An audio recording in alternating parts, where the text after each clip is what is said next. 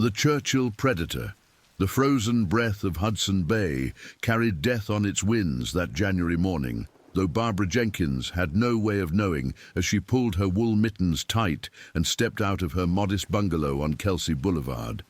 The temperature gauge outside her kitchen window read -38 degrees Celsius, typical for Churchill, Manitoba, in the heart of winter, when the polar bears should have been far out on the sea ice, hunting seals and staying away from the small town that had learned to coexist with the world's largest land predators. Barbara Ellen Jenkins, 71 years old and 5 months into her retirement from 37 years of teaching elementary school at Churchill Elementary, had developed certain routines since Harold passed away 3 years prior. Every Monday, Wednesday and Friday at precisely 8:30 in the morning, she would bundle herself in layers of wool and down, pull on her insulated Sorel boots that Harold had bought her for their 40th wedding anniversary, and make the 6-block walk from her home to Churchill's northern store for groceries. The ritual gave structure to days that might otherwise stretch endlessly before her, filled only with game shows and the persistent ache of loneliness that seemed to settle deeper into her bones with each passing Manitoba winter. This particular Monday, January 8th, began no differently than the dozens that had preceded it since the new year. Barbara woke at 6:15, exactly as she had every morning for the past 4 decades, her internal clock more reliable than any alarm. She shuffled to the kitchen in her worn terry-cloth slippers, the hardwood floors creaking familiarly beneath her feet, and put the kettle on for her first cup of Earl Grey tea. While the water heated, she stood at her front window, peering through the frost-etched glass at Kelsey Boulevard, checking for the telltale yellow glow of streetlights that would indicate a power outage during the night. The lights burned steadily, and she could see the fresh tire tracks in the snow where Dennis Kowalski, from 3 houses down, had already left for his job at the port. The kettle's whistle pierced the morning silence, and Barbara went through the familiar motions of preparing her breakfast. 2 slices of whole wheat toast with marmalade, a soft-boiled egg, and her tea served in the delicate china cup that had been her mother's. She ate slowly, savoring both the food and the ritual, while listening to CBC Radio 1's morning news. The weather forecast called for clear skies, but brutally cold temperatures throughout the day, with wind chills approaching -50. The announcer mentioned that several polar bears had been spotted near the town's perimeter over the weekend, but this was hardly unusual news for Churchill residents, who had learned to live with periodic bear sightings throughout the winter months. After breakfast, Barbara dressed methodically for her expedition to the store. First came the thermal underwear, silk long johns that her daughter Patricia had sent from Winnipeg for Christmas. Over these went wool pants and a heavy wool sweater, then her down-filled parka with the fur-trimmed hood. She wound a thick scarf around her neck, pulled on her insulated mittens, and laced up the heavy boots that had kept her feet warm through countless Manitoba winters. The final touch was her knit hat, bright red with a pom-pom on top, hand-knitted by her late sister Margaret 40 years earlier, and still as warm and cheerful as the day she'd received it. Barbara checked her purse for her wallet and shopping list, grabbed the canvas grocery bag she'd been using for the past 15 years in her small effort to be environmentally conscious, and stepped out into the crystalline morning air. The cold hit her face like a physical blow, making her eyes water and her nostrils sting with each breath. She paused on her front step to let her body adjust to the temperature, a lesson learned from decades of harsh prairie winters, then began her familiar walk down Kelsey Boulevard toward the town's center. Churchill, Manitoba, population approximately 900 souls, clung to the western shore of Hudson Bay like a small, defiant outpost of human civilization at the edge of the Arctic wilderness. Founded as a fur trading post in the 18th century, the town had survived and occasionally thrived through various incarnations: trading post, military base, grain shipping port, and finally as the self-proclaimed polar bear capital of the world, drawing thousands of tourists each fall to witness the magnificent predator's migration to the sea ice. But January was the quiet season. When the tourists had long since departed, the bears were supposedly out on the frozen bay hunting seals, and the permanent residents settled in for the long, dark wait until spring. Barbara had lived in Churchill for 43 years, arriving as a young bride when Harold took a job with Canadian National Railway. She had watched the town evolve and change, had taught 3 generations of local children, and had developed the kind of intimate knowledge of place that comes only from decades of careful observation. She knew which streets offered the best protection from the northern winds, which houses belonged to shift workers who might be sleeping during the day and shouldn't be disturbed by noisy children, and which shortcuts could save precious minutes when the weather turned dangerous. Most importantly, she knew the unwritten rules of coexistence with the polar bears that made Churchill unique among human settlements. The rules were simple but absolute. Never leave garbage unsecured. Never approach or attempt to feed a bear. Always travel in groups when possible. Carry a bear banger or air horn. And most critically, always be aware of your surroundings. Barbara had followed these rules religiously for over 4 decades, had taught them to hundreds of school children, and had never had a dangerous encounter with Churchill's most famous residents. She had seen bears at a distance dozens of times over the years, had participated in the community's regular bear safety drills, and had developed the kind of cautious respect for the predators that kept both species alive and relatively safe in their shared environment. As she walked down Kelsey Boulevard this January morning, Barbara's breath created small clouds of vapor that instantly crystallized and fell like tiny diamonds to the snow-covered sidewalk. Her boots crunched rhythmically on the packed snow, and she could hear the distant rumble of diesel engines as the town slowly came to life around her. The Hudson Bay Railway yards were active, with crews preparing for the day's freight operations, and she could see lights beginning to flicker on in windows as her neighbors started their own morning routines. Barbara turned south onto Cromwell Street, passing the small houses and trailers that comprised much of Churchill's residential area. The lots were larger here than in southern Manitoba towns, a practical concession to the reality that houses needed space for propane tanks, generator sheds, and the various equipment necessary for survival in the subarctic. Many of the homes showed signs of the constant battle against the elements. Walls reinforced with extra insulation, windows double or triple glazed, and the distinctive high foundations necessary to prevent permafrost damage. She paused at the intersection of Cromwell and Bernier streets, looking both ways not just for traffic, but from habit, scanning for any unusual movement or shapes that might indicate wildlife. This intersection offered a clear view down several blocks in each direction, and Barbara had learned over the years to take advantage of such vantage points for a quick security check. The streets appeared empty except for a few parked vehicles, their engines running to prevent freezing, creating small patches of cleared asphalt surrounded by exhaust vapor.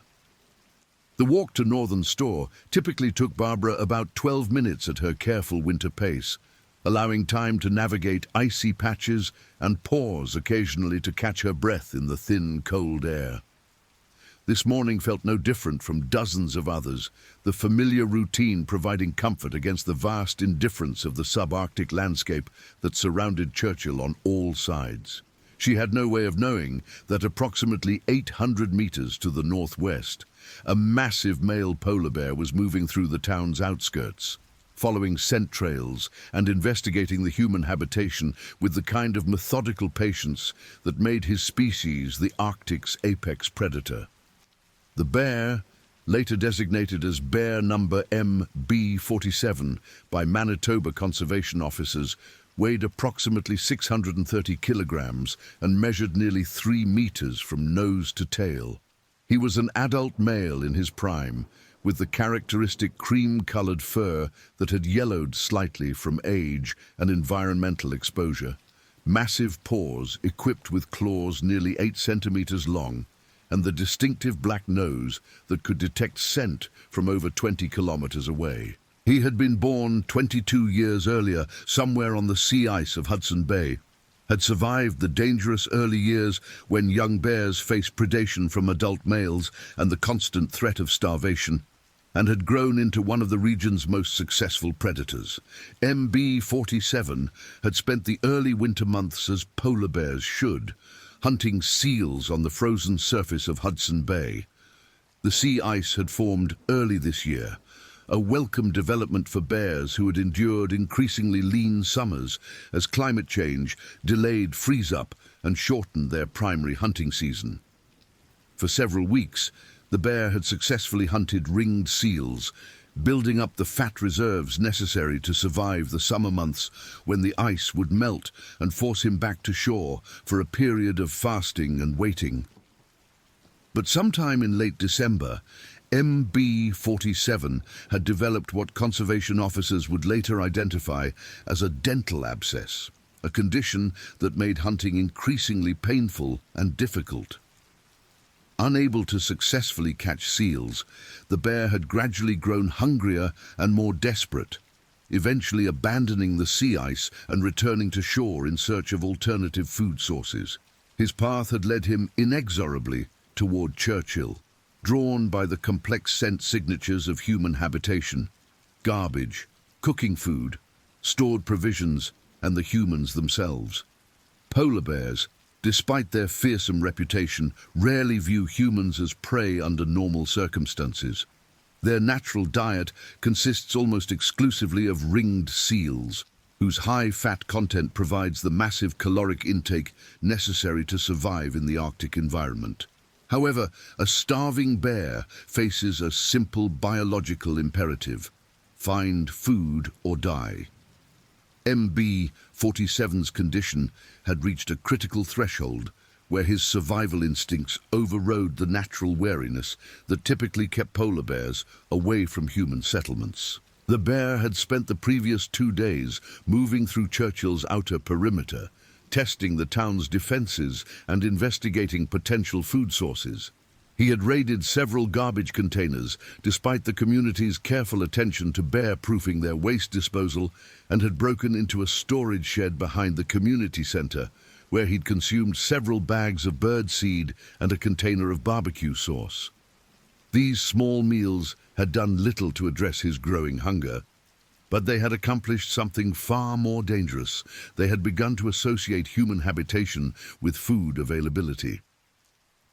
On Sunday night, January 7th, MB-47 had denned in a snowdrift approximately 400 meters north of Churchill's main residential area. The location provided shelter from the wind and a clear view of the town's main streets, allowing the bear to observe human activity patterns while remaining concealed.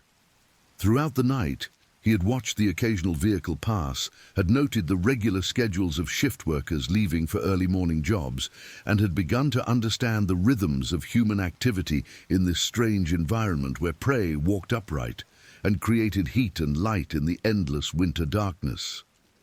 As Barbara Jenkins made her way toward Northern Store on the morning of January 8th, MB-47 was approximately 6 blocks away, moving slowly through the residential area and investigating the scent trails left by humans going about their morning routines. His massive paws made almost no sound in the snow, and his cream-colored fur provided excellent camouflage against the white landscape. The bear moved with the patient efficiency of an apex predator, pausing frequently to test the air with his sensitive nose and to evaluate potential threats or opportunities. Barbara reached Northern Store at 8:47, 3 minutes later than her usual schedule due to an icy patch on Cromwell Street that had required careful navigation. The store was a modest, single-story building that served as Churchill's primary grocery and general merchandise outlet. its large windows fogged with condensation and its parking lot scattered with a few vehicles whose owners had left them running while shopping. Barbara recognized most of the cars: Margaret Thompson's blue Ford pickup, David and Susan Chen's red Honda Civic, and the distinctive yellow Jeep that belonged to Roger Mitchell, who worked for Parks Canada and often stopped at the store before heading out to his job at the visitor center. Inside the store, the warm air created an immediate contrast to the brutal cold outside, and Barbara took a moment to let her glasses defog while she grabbed a small shopping cart. Northern Store was more than just a grocery store to Churchill residents. It was a community gathering place, a source of news and gossip, and often the first stop for visitors seeking information about local conditions. The store's manager, William Bill Henderson, had worked there for over 20 years and knew virtually every resident by name, their shopping preferences, and their personal circumstances. "Morning, Barbara," Bill called from behind the checkout counter where he was tallying the previous day's receipts. "Cold enough for you today?" "Good morning, Bill," Barbara replied, unwinding her scarf and pulling off her mittens. "I've certainly seen warmer January days, but at least the wind isn't too bad yet."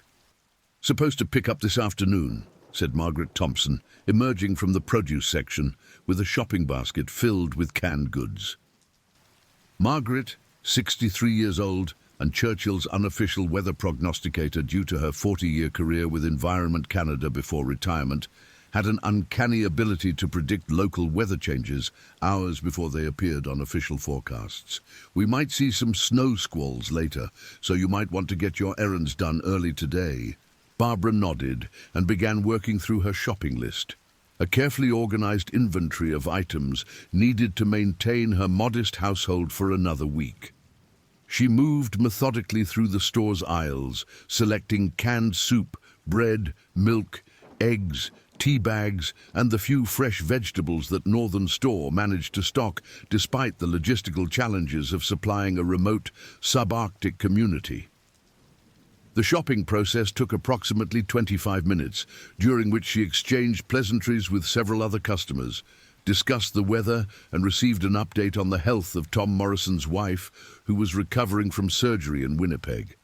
At 9:15, Barbara completed her purchases and said goodbye to Bill Henderson, who helped her pack her groceries into her canvas bag and reminded her to be careful on the icy sidewalks.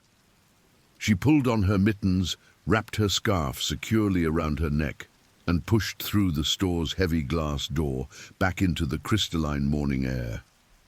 The cold struck her immediately, even more intense after the warmth of the store's interior, and she paused for a moment to adjust her scarf and make sure her jacket was properly zipped.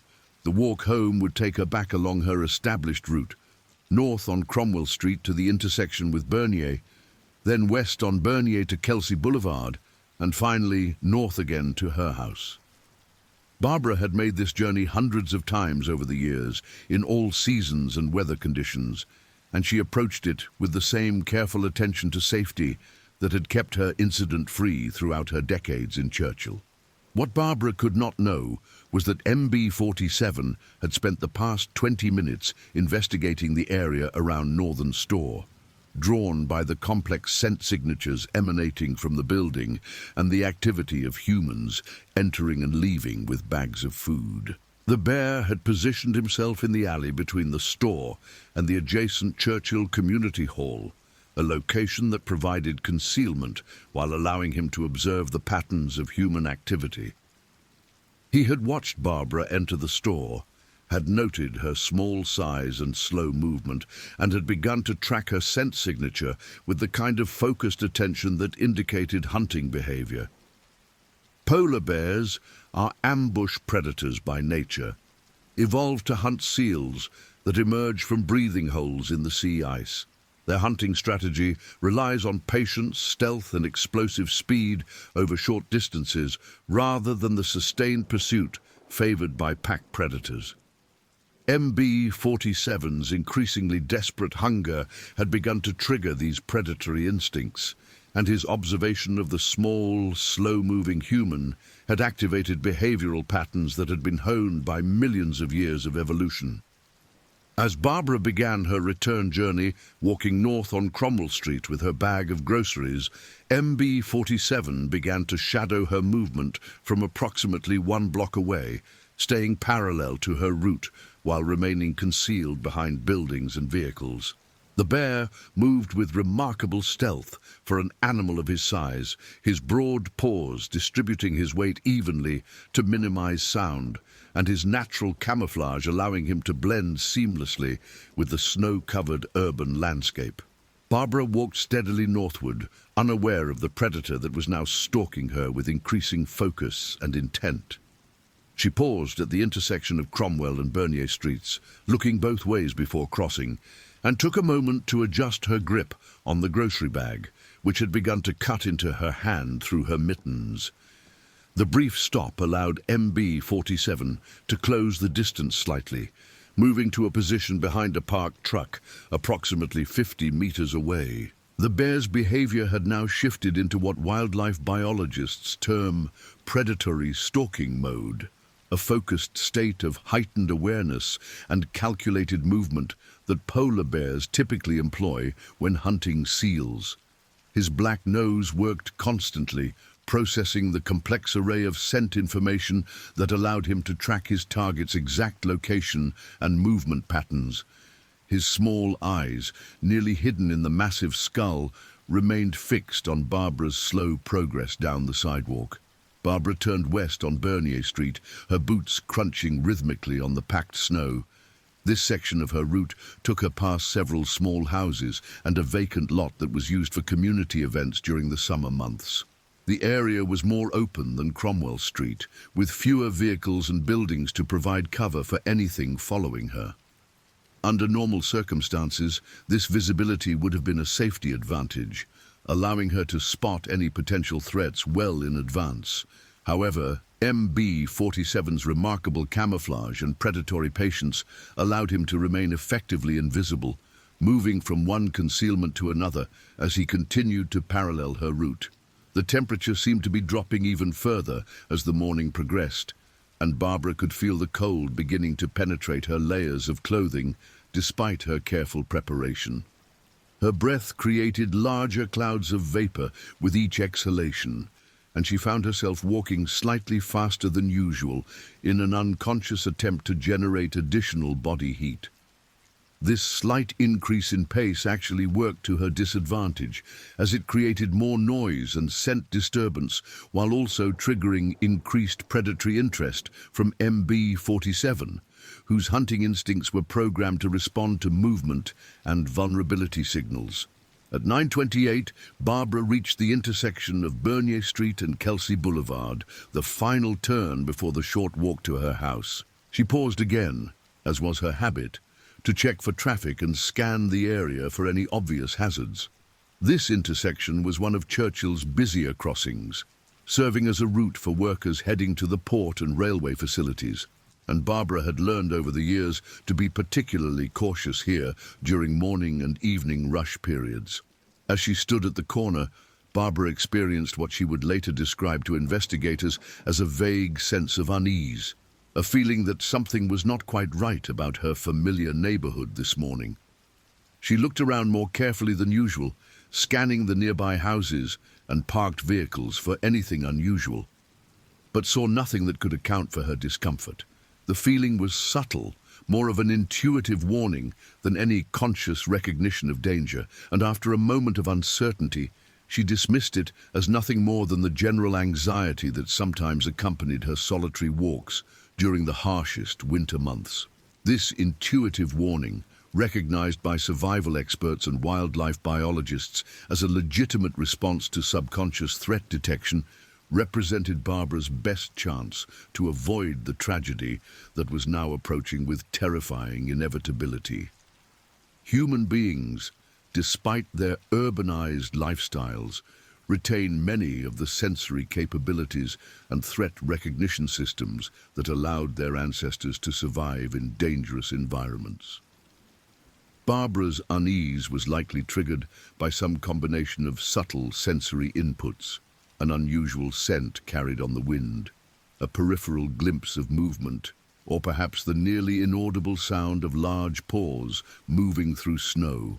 Unfortunately, Barbara's rational mind, conditioned by decades of safe routine and modern life's emphasis on logical rather than intuitive decision-making, overrode these primitive warning systems. She convinced herself that her discomfort was groundless, adjusted her grip on her grocery bag, and began the final leg of her journey home, turning north onto Kelsey Boulevard. MB-47, meanwhile, had positioned himself behind a large snowdrift, approximately 30 meters from the intersection, using the elevated position to observe Barbara's movements while remaining concealed. The bear had now been tracking his target for nearly 15 minutes, and his behavior had escalated to what biologists term pre-attack positioning. His massive body was coiled with potential energy, his heart rate had increased significantly, and his focus had narrowed to exclude virtually everything except the small human walking slowly away from him down Kelsey Boulevard. The street that would become the scene of Churchill's most horrific wildlife attack in over 30 years was a typical residential road in the small subarctic community. Kelsey Boulevard ran north-south for approximately 8 blocks, lined with modest homes, small apartment buildings, and the occasional vacant lot. The houses were set back from the street by small front yards, most enclosed by chain link or wooden fences that served more to define property boundaries than provide security.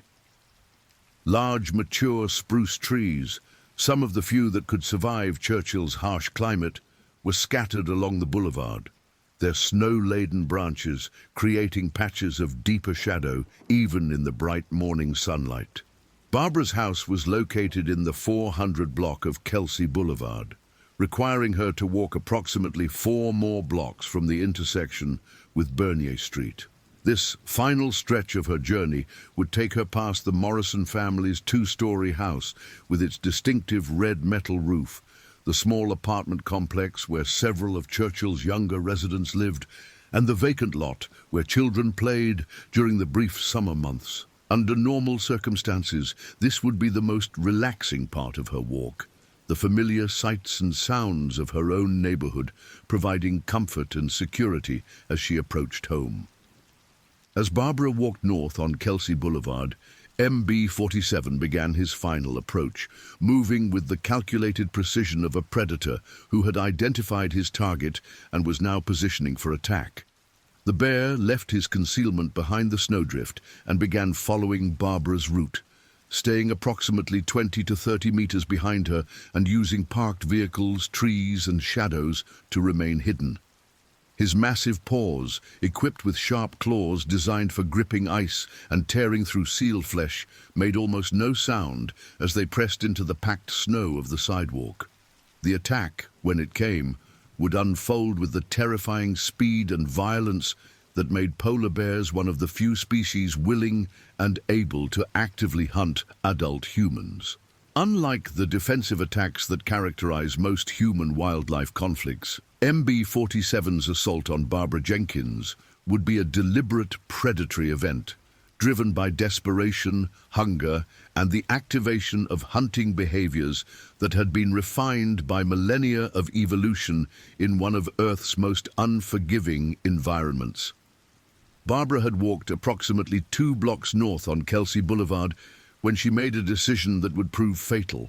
The grocery bag had been cutting into her hand, despite her mittens, and the weight of her purchases was making her arm ache in the intense cold. She decided to shift the bag from her right hand to her left, a simple adjustment that required her to stop walking and turn slightly to redistribute the weight. This pause, lasting perhaps 3 or 4 seconds, created the opportunity that MB-47 had been waiting for.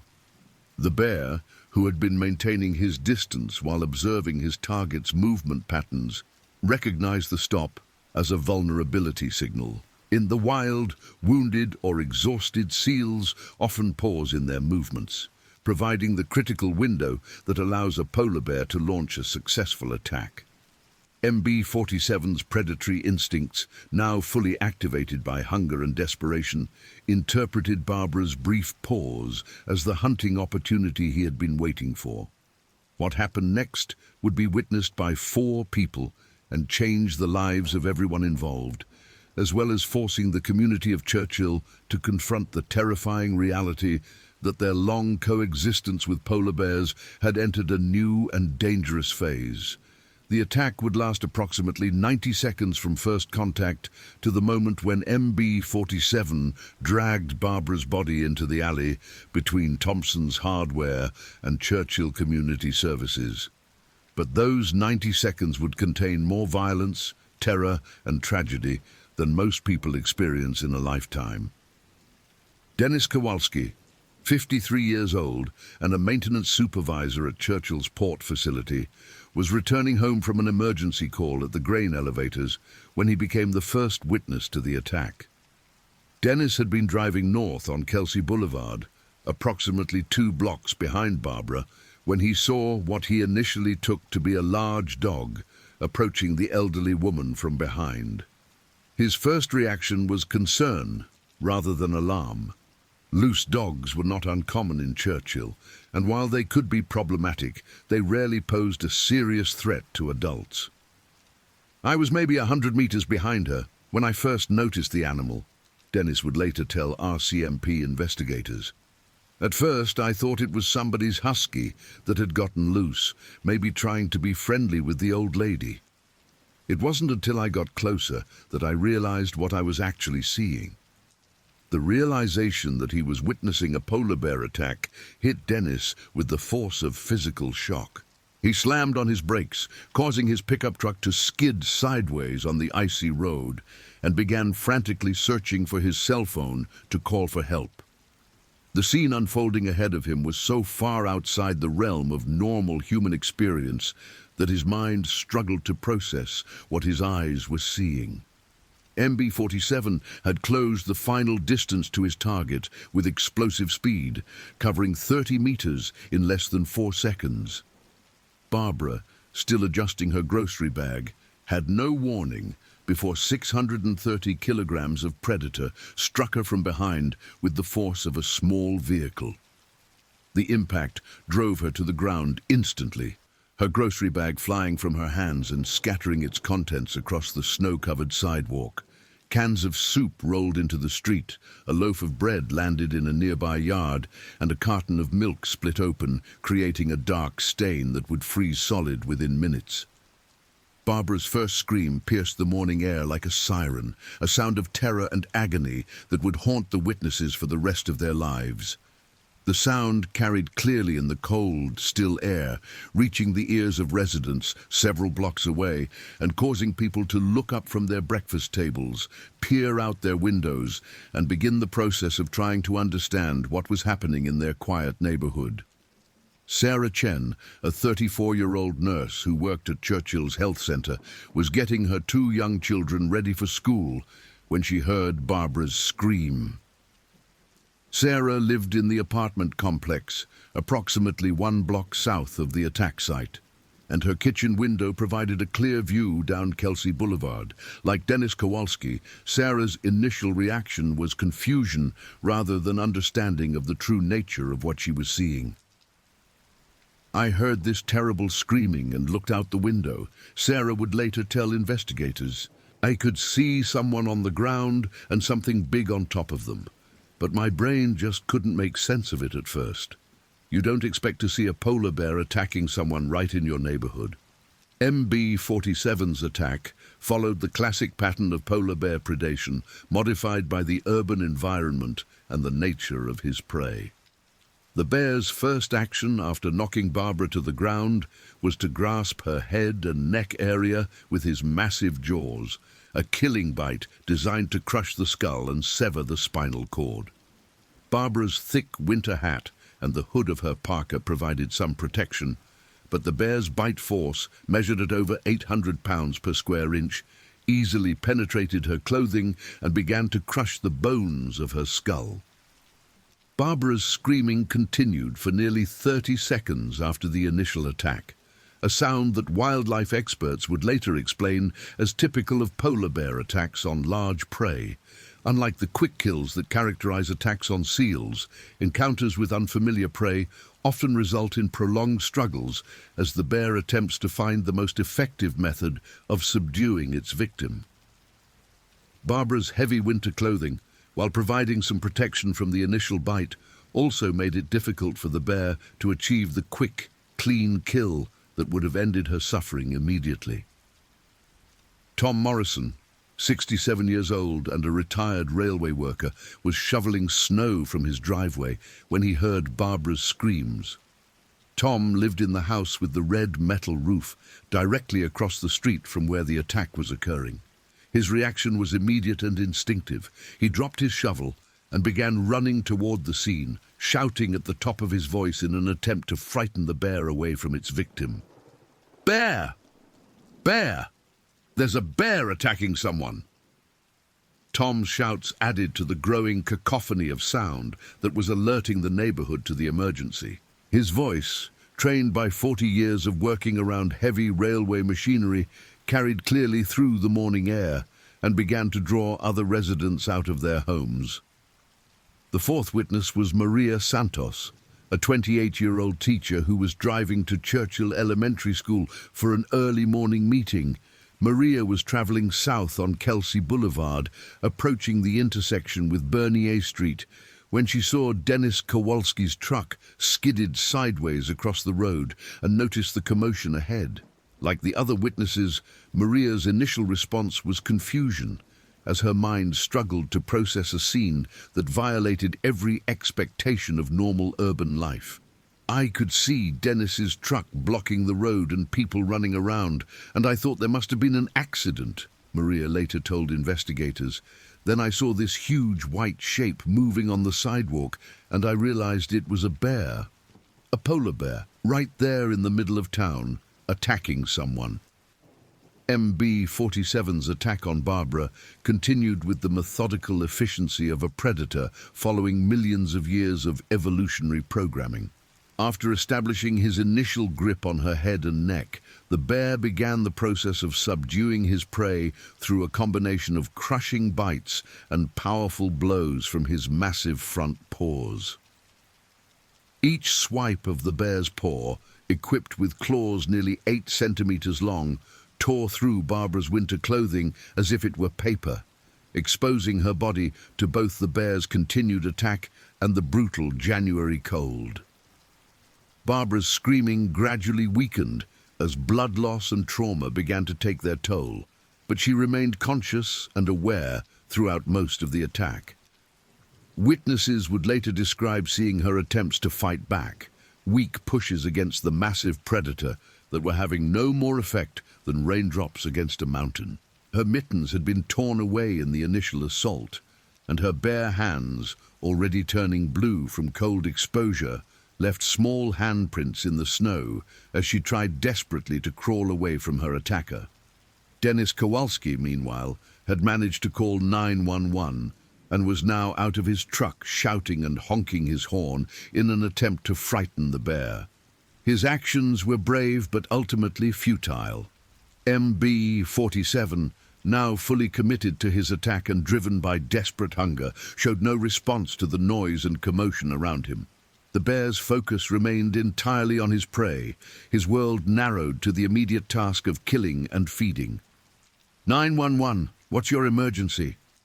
The dispatcher who answered Dennis's call was Janet Murphy, a 15-year veteran of Churchill's emergency services who had handled hundreds of bear-related calls during her career.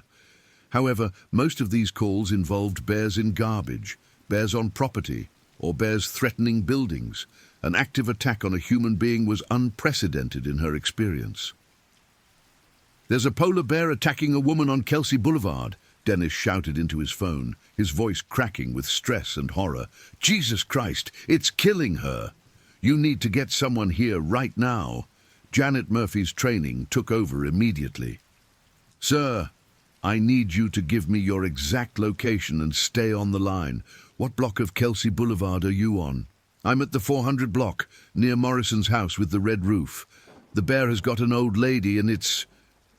Dennis's voice broke as he watched MB-47 begin dragging Barbara's body across the sidewalk toward the alley between Thompson's Hardware and Churchill Community Services.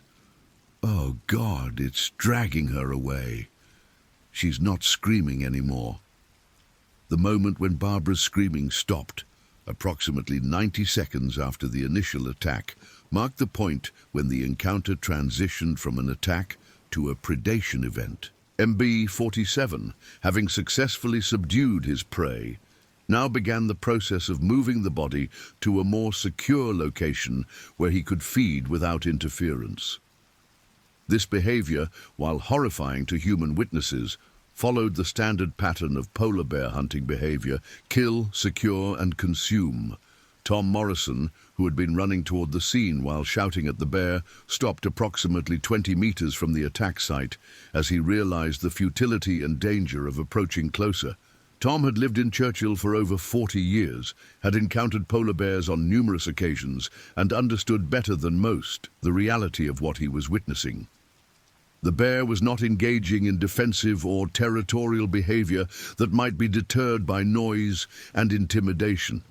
This was predatory behavior, and a predatory polar bear was one of the most dangerous animals on Earth.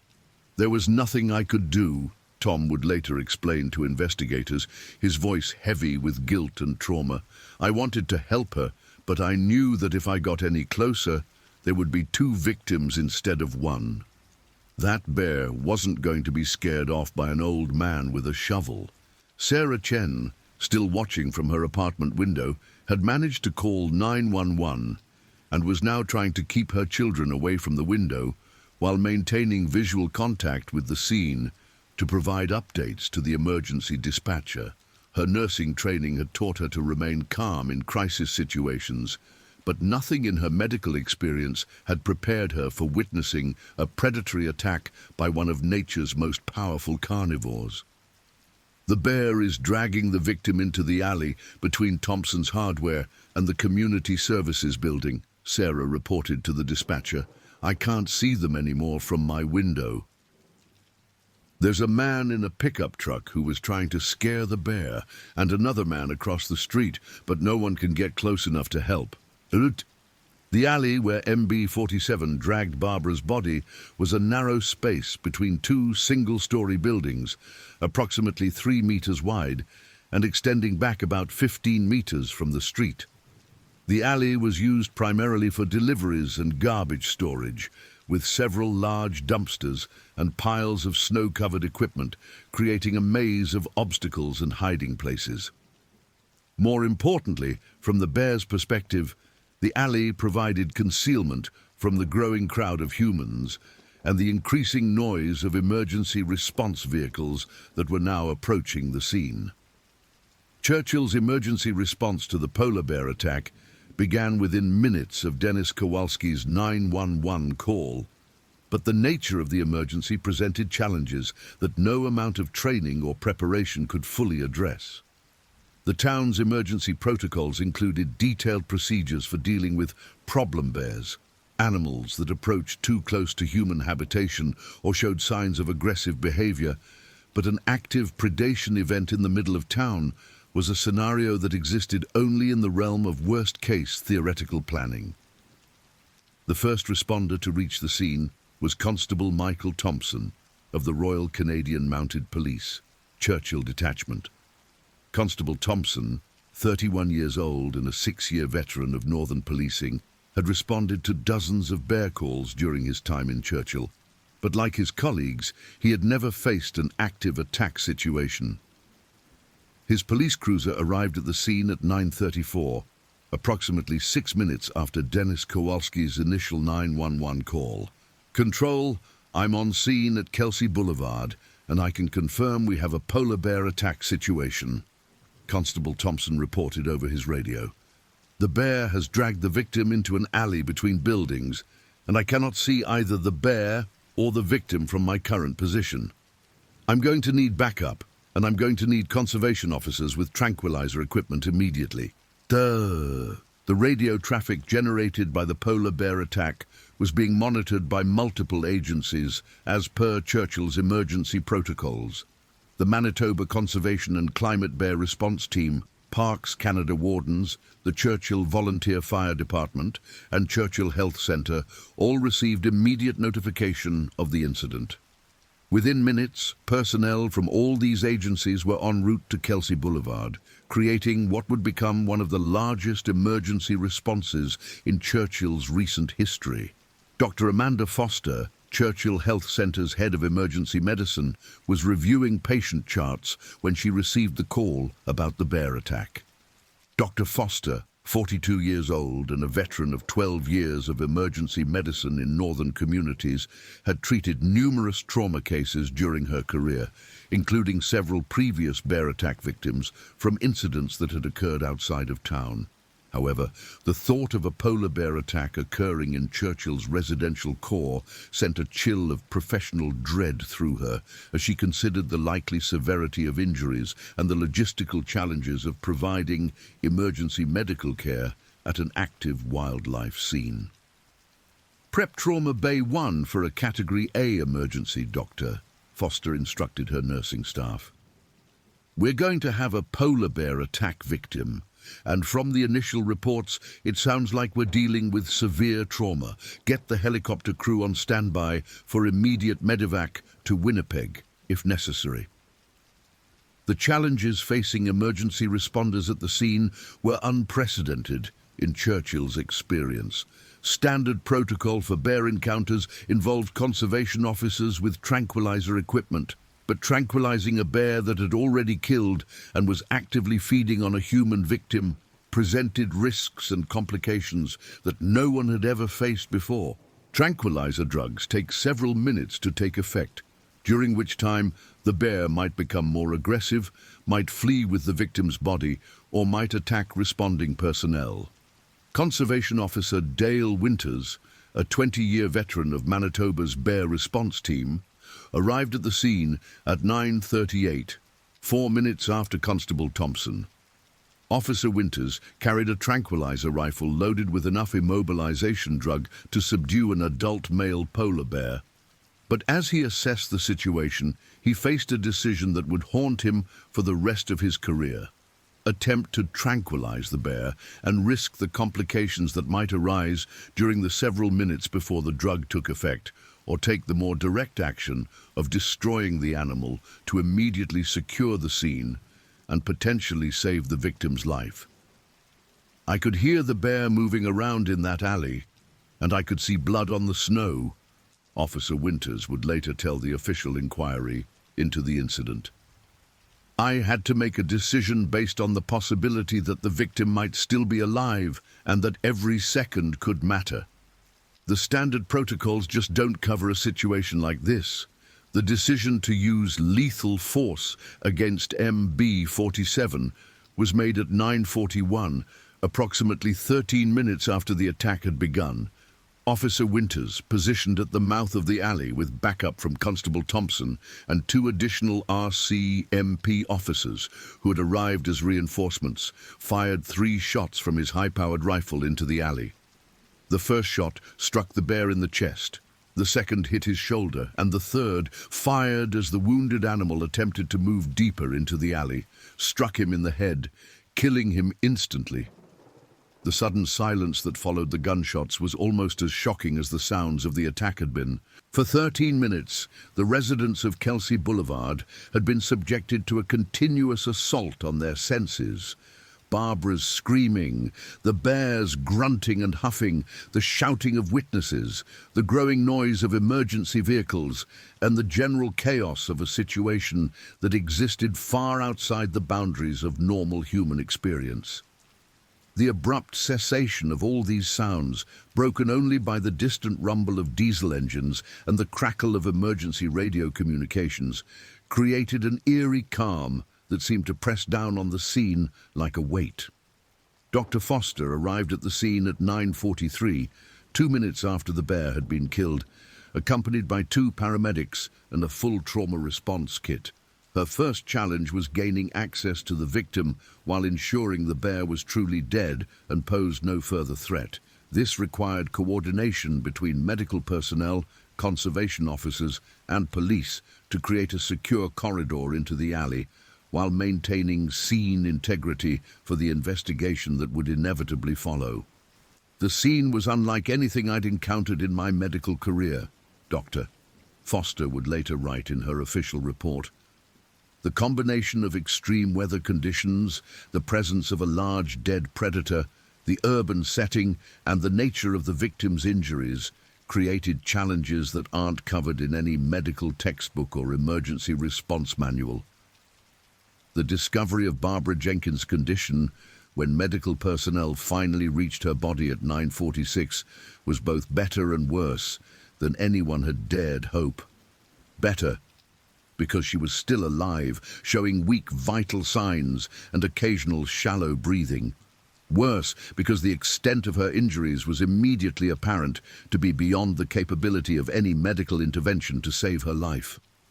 The polar bear's attack had caused massive trauma to Barbara's head, neck, and upper torso. Her skull showed multiple fracture lines from the bear's crushing bite. Her scalp had been torn away in several places, and severe lacerations extended from her neck down to her chest.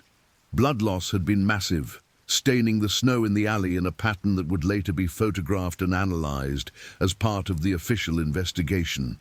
More critically, her core body temperature had dropped to dangerously low levels during the 15 minutes she had been exposed to -38-degree weather while unconscious and severely injured. Dr. Foster and her medical team faced what emergency medicine professionals term a futility scenario, a situation where the victim's injuries are so severe and the circumstances so adverse that any attempt at life-saving intervention would be futile and potentially cruel. Barbara's brain injuries alone were incompatible with survival, and the combination of massive blood loss and severe hypothermia meant that even immediate evacuation to a major trauma center would not change the outcome. We did everything we could within the constraints of the situation, Dr. Foster explained to Barbara's daughter, Patricia, who had been contacted by RCMP and was driving from Winnipeg as quickly as winter road conditions would allow. But the injuries were simply too severe. She would not have survived even if the attack had occurred in the parking lot of a major hospital. Barbara Jenkins died at 10:07 on the morning of January 8th, 24 minutes after the polar bear attack had begun, surrounded by medical personnel who had done everything in their power to save her life. Her death would be officially attributed to massive head trauma complicated by hypothermia and exsanguination, medical terms that could not begin to capture the horror of what had occurred in the alley behind Thompson's Hardware. The immediate aftermath of Barbara's death saw Churchill transform from a quiet subarctic community going about its morning routine into the center of an international news story that would generate headlines around the world. The combination of factors, an elderly woman killed by a polar bear in the middle of a residential neighborhood, multiple witnesses, and the broader context of climate change affecting polar bear behavior, created a media storm that would descend on the small community within hours of the incident. The first media report came from CBC Radio North, which interrupted regular programming at 10:15 to report that a woman had been killed in a polar bear attack in Churchill. The brief initial report, based on information from emergency radio traffic, contained few details, but was enough to trigger the cascade of media attention that would follow. Within an hour, news organizations from across Canada and the United States were contacting Churchill officials, attempting to arrange interviews and gather information about what was already being described as an unprecedented wildlife attack. "Churchill woman killed in polar bear attack," read the headline that appeared on CBC's website at 11:30, accompanied by a brief article that provided the basic facts of the incident while protecting the victim's identity pending notification of next of kin. The article noted that the attack had occurred in broad daylight in a residential area, that the bear had been destroyed by conservation officers, and that the incident was under investigation by multiple agencies. The investigation into Barbara Jenkins's death began before her body had been removed from the alley, as RCMP officers, conservation officers, and other officials worked to document the scene and gather evidence that would be crucial for understanding how such a tragedy could have occurred in Churchill's residential core. The investigation would eventually involve dozens of personnel from multiple agencies and generate hundreds of pages of reports, photographs, and analysis. Sergeant Robert MacLeod, commanding officer of Churchill's RCMP detachment, took overall charge of the criminal investigation aspects of the case. While a polar bear attack was not a criminal matter in the traditional sense, the death of a community member under such circumstances required thorough documentation and analysis to rule out any human factors that might have contributed to the tragedy and to ensure that all proper procedures had been followed by emergency responders. This is a very unusual situation for all of us, Sergeant MacLeod explained to reporters who had begun arriving in Churchill by early afternoon. While we've had bear encounters in town before, we've never had a fatal attack in a residential area. We want to make sure we understand exactly what happened and why, both for the sake of Mrs. Jenkins's family and for the safety of our community going forward. The conservation investigation was led by Regional Wildlife Manager James Patterson, a 30-year veteran of Manitoba conservation who had dealt with hundreds of human-bear conflicts throughout his career.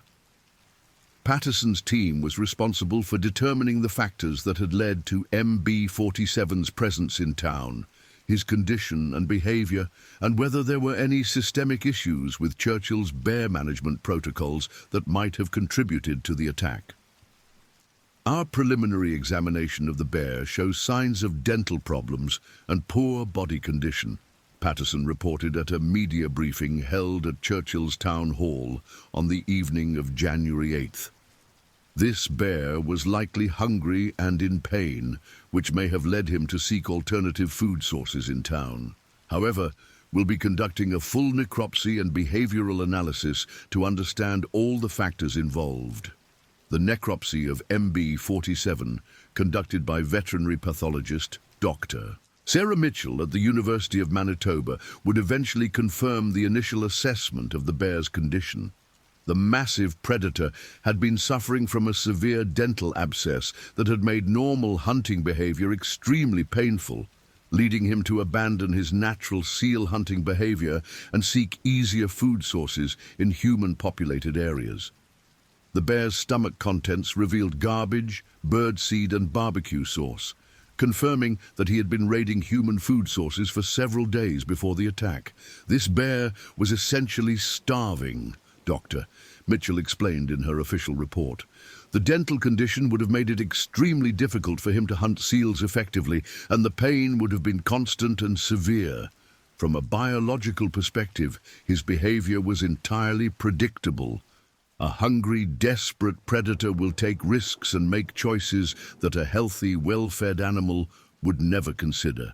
The broader implications of Barbara Jenkins' death extended far beyond the immediate tragedy, raising questions about Churchill's future as a community that had successfully coexisted with polar bears for decades.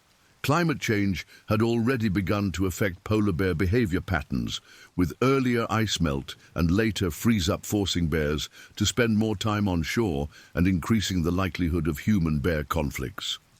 The attack on Barbara represented a potential tipping point, a moment when the carefully maintained balance between human and bear populations might be fundamentally altered.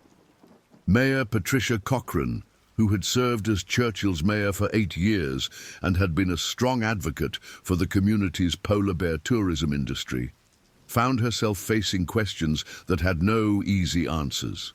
How could Churchill maintain its identity as the polar bear capital of the world, while ensuring the safety of residents who had suddenly been reminded that they shared their community with one of nature's most powerful predators?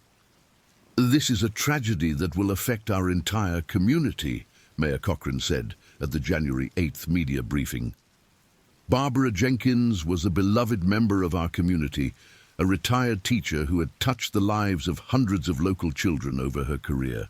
At the same time, we remain committed to coexistence with polar bears and will be working with conservation officials to understand how we can prevent such tragedies in the future while maintaining the relationship with wildlife that makes Churchill unique. The economic implications of the attack were immediately apparent to Churchill's business community. The town's economy depended heavily on polar bear tourism, which brought thousands of visitors to Churchill each fall and provided employment for hundreds of residents in guiding, hospitality, and support services. News of a fatal attack in the town centre threatened to undermine the carefully cultivated image of Churchill as a place where humans and bears coexisted safely under proper management and supervision. Rick Thompson, owner of Thompson's Hardware and one of Churchill's most established businessmen, had watched the attack occur literally in his backyard.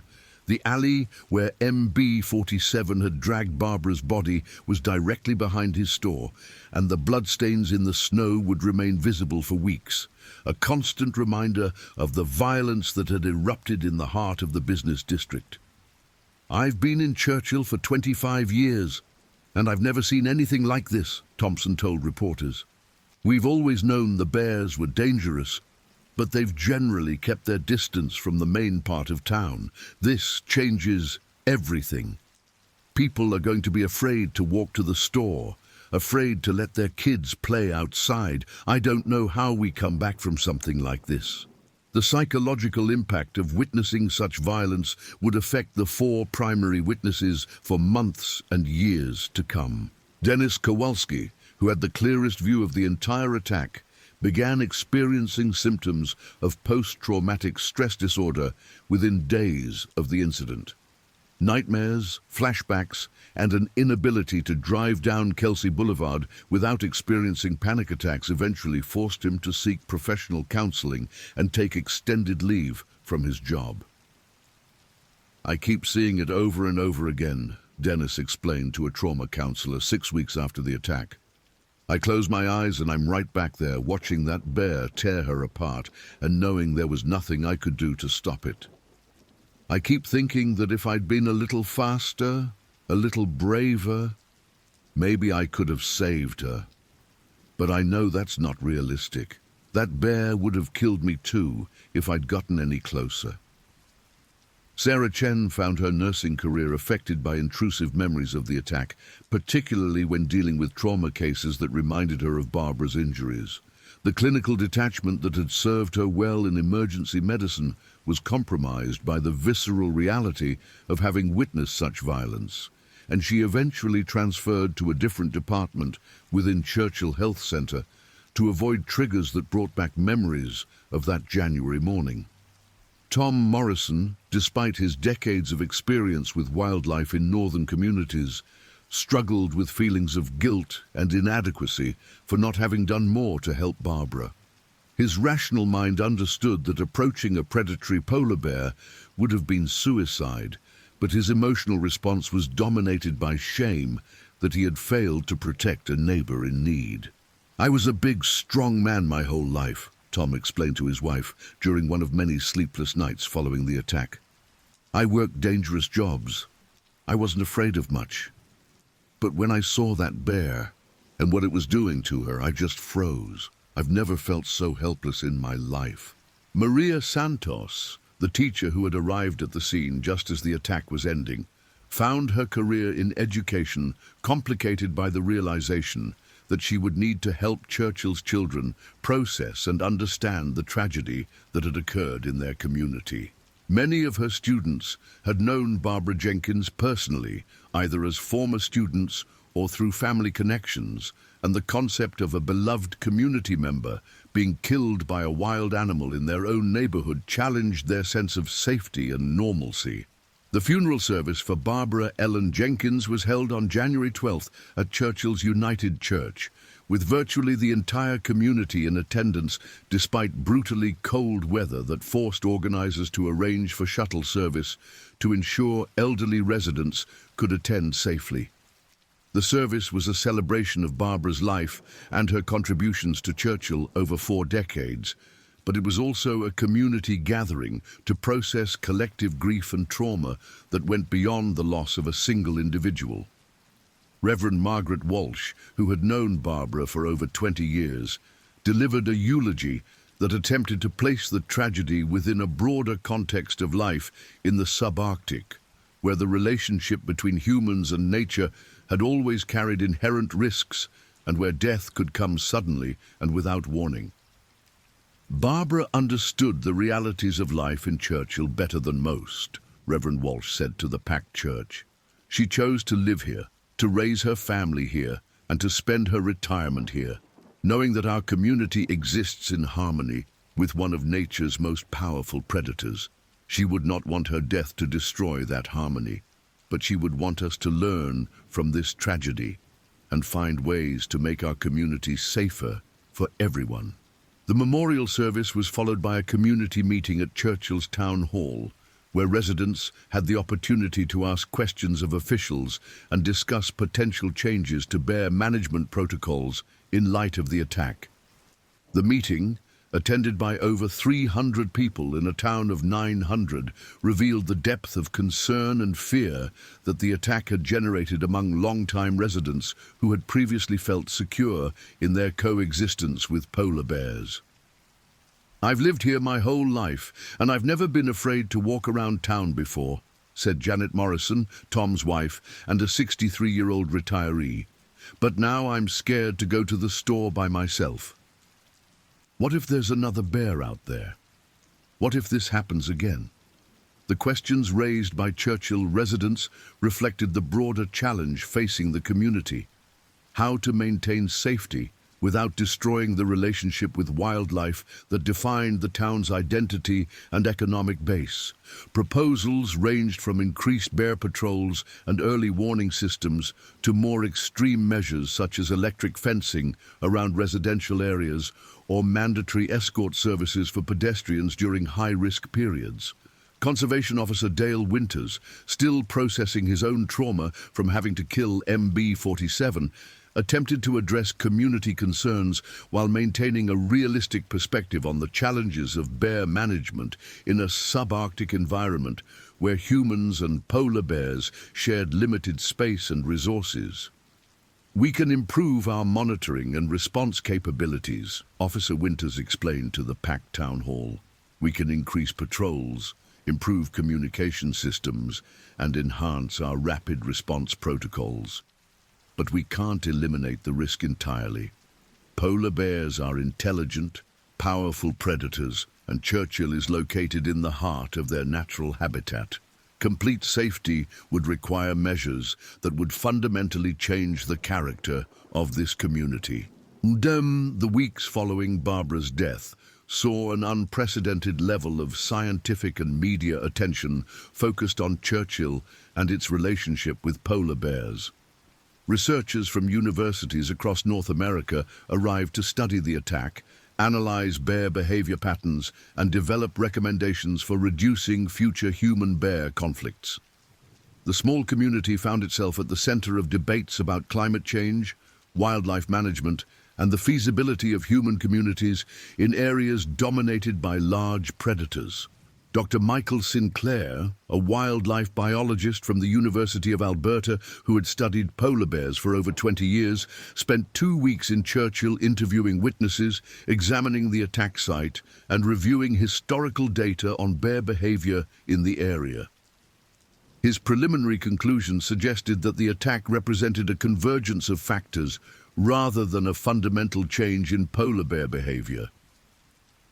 What we saw with this incident was an individual animal in distress, hungry, in pain, and desperate, coming into contact with a vulnerable human in an environment that didn't provide adequate early warning or rapid response capabilities, Doctor. Sinclair explained in an interview with CBC Radio. This doesn't necessarily indicate that all polar bears have become more aggressive or that Churchill is fundamentally unsafe. But it does highlight the need for improved monitoring and response systems.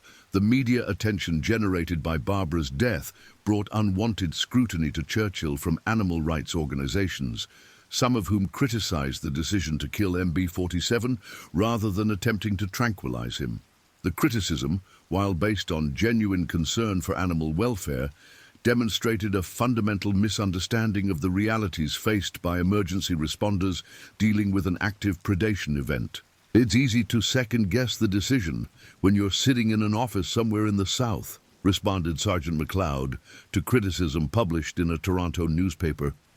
But when you're standing 50 meters from a 600-kilogram predator that has just killed someone and might kill again, you make decisions based on immediate human safety.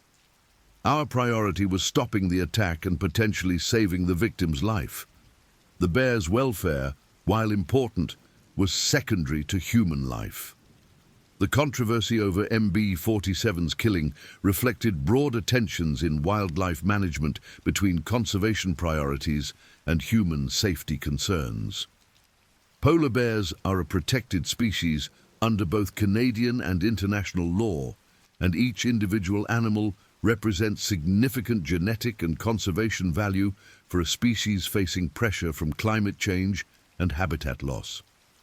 However, the reality of human-bear coexistence sometimes requires lethal intervention, creating ethical dilemmas that have no easy resolution.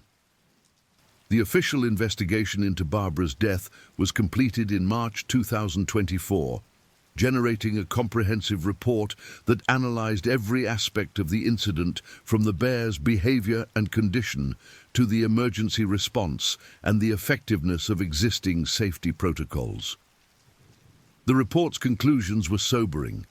While the attack was not entirely preventable, given existing knowledge and resources, there were several areas where improvements could reduce the likelihood of similar tragedies in the future. The investigation identified several contributing factors to the attack beyond MB-47's poor physical condition. The bear had been in the Churchill area for at least 2 days before the attack, during which time he had successfully accessed human food sources and become habituated to the urban environment. Early sighting reports had been filed with conservation officers, but the bear's movement patterns and behavior had not triggered the highest level of response protocols. The system worked as designed, but the design was based on normal bear behavior patterns, explained Regional Wildlife Manager Patterson in his testimony to the official inquiry. This bear was not behaving normally due to his medical condition and hunger. Our protocols assumed bears would avoid humans and retreat when confronted with noise or activity. MB-47's predatory behavior represented a scenario that existed outside our normal response framework. The report's recommendations included enhanced bear monitoring systems, improved communication protocols between agencies, increased public education about bear behavior, and the development of new response procedures specifically designed for predatory bear encounters. The recommendations also called for additional research into polar bear health and behavior patterns to better understand the factors that might lead individual animals to become dangerous to humans. Implementation of the report's recommendations began immediately, with funding provided by both the provincial government and Parks Canada. New bear monitoring equipment was installed around Churchill's perimeter, including motion-activated cameras, scent detection devices, and improved communication systems that would allow faster coordination between conservation officers, police, and emergency medical services. The enhanced monitoring system was tested for the first time during the fall of 2024, when Churchill's annual influx of polar bears began their migration to the sea ice. The new equipment successfully detected several bears approaching the town's residential areas, allowing conservation officers to intercept and relocate the animals before they could pose a threat to human safety. The system's success provided some reassurance to Churchill residents, but the memory of January 8th remained fresh in everyone's minds. Patricia Jenkins, Barbara's daughter, made her first visit to Churchill since her mother's death in October 2024, traveling from Winnipeg to attend a memorial service marking the 10th month anniversary of the attack. Patricia's presence in the community sparked renewed discussion about the incident and its continuing impact on Churchill's residents. "My mother loved this community and understood the risks of living here," Patricia said at the memorial service. She wouldn't want her death to destroy Churchill's relationship with polar bears or to make people live in fear. But she would want people to be safe, and she would want everything possible to be done to prevent other families from going through what we've experienced. The memorial service was attended by all 4 witnesses to the attack, marking the first time since January that Dennis Kowalski, Sarah Chen, Tom Morrison, and Maria Santos had been together in the same place. The reunion was emotional and difficult, but it also provided an opportunity for shared healing and mutual support among people who had experienced trauma that few others could understand. Seeing everyone again was hard, but it was also helpful, Dennis explained to a reporter covering the memorial service. "We all went through something terrible together, and there's a bond there that's hard to explain. We understand each other in a way that people who weren't there can't understand. It's good to know that we're all still here, still dealing with it, but still here." The economic impact of Barbara's death on Churchill's tourism industry proved less severe than many had initially feared. While some potential visitors cancelled trips in the immediate aftermath of the attack, the community's enhanced safety measures and commitment to continued coexistence with polar bears ultimately reassured most tourists that Churchill remained a safe destination under proper precautions. Rick Thompson, whose hardware store had been directly adjacent to the attack site, reported that business had initially declined as local residents became more reluctant to walk around town alone. However, by fall 2024, customer patterns had largely returned to normal, suggesting that the community was successfully adapting to the psychological aftermath of the tragedy. "People are more careful now, more aware of their surroundings, but they're not paralyzed by fear," Thompson observed. "We've learned to live with a different level of risk awareness, but we're still living our lives. That's what Barbara would have wanted, I think." The first anniversary of Barbara Jenkins's death, January 8, 2025, was marked by a community-wide moment of silence and a renewed commitment to the safety measures and protocols that had been implemented in response to the tragedy. The anniversary also saw the release of a comprehensive study on polar bear behavior conducted by researchers from multiple universities, providing new insights into the factors that can lead to predatory attacks on humans. The study, published in the Journal of Wildlife Management, analyzed not only Barbara's death, but similar incidents from across the Arctic, identifying common patterns and risk factors that might help predict and prevent future attacks. The research confirmed that most human polar bear conflicts occurred when individual bears were in poor physical condition, when natural food sources were scarce, or when bears had become habituated to human food sources. Barbara Jenkins's death was a tragedy, but it has contributed to our understanding of human-bear conflicts in ways that may prevent future tragedies, explained Dr. Jennifer Walsh, the study's lead author. The data we've gathered from this incident and others like it is helping us develop better predictive models and intervention strategies that could save both human and bear lives in the future. As Churchill entered its second winter since the attack, the community had achieved a new equilibrium between safety consciousness and normal daily life. Children walked to school in groups, adults carried bear bangers when venturing out alone, and everyone maintained a higher level of situational awareness than had been common before January 8, 2024. The changes were subtle but significant, representing a collective adaptation to the reality that coexistence with polar bears required constant vigilance and respect for the power of the predators that shared their landscape. The house where Barbara Jenkins had lived for over 40 years was sold in the summer of 2024 to a young family from Thompson, Manitoba, who were drawn to Churchill by job opportunities and the unique lifestyle offered by the subarctic community. The new residents, Mark and Jennifer Campbell, and their 2 young children, were fully briefed on the area's history and the safety protocols that had been developed in response to Barbara's death. "We know what happened here, and we're not taking any chances," Jennifer Campbell explained to neighbors during a community barbecue in August 2024. "But we also know that this is a special place, and we want to be part of the community that's learned to live safely with polar bears. We're not going to let fear keep us from experiencing everything Churchill has to offer." The Campbell family's presence in Barbara's former home symbolized Churchill's resilience and determination to move forward while honoring the memory of the tragedy that had changed their community forever. Life continued, children played, adults worked, and the daily routines of subarctic existence resumed their familiar patterns, all carried out with a heightened awareness of the magnificent and dangerous predators that remained an essential part of Churchill's identity. Conservation Officer Dale Winters, who had made the decision to kill MB-47, eventually returned to active duty after several months of counseling and administrative leave.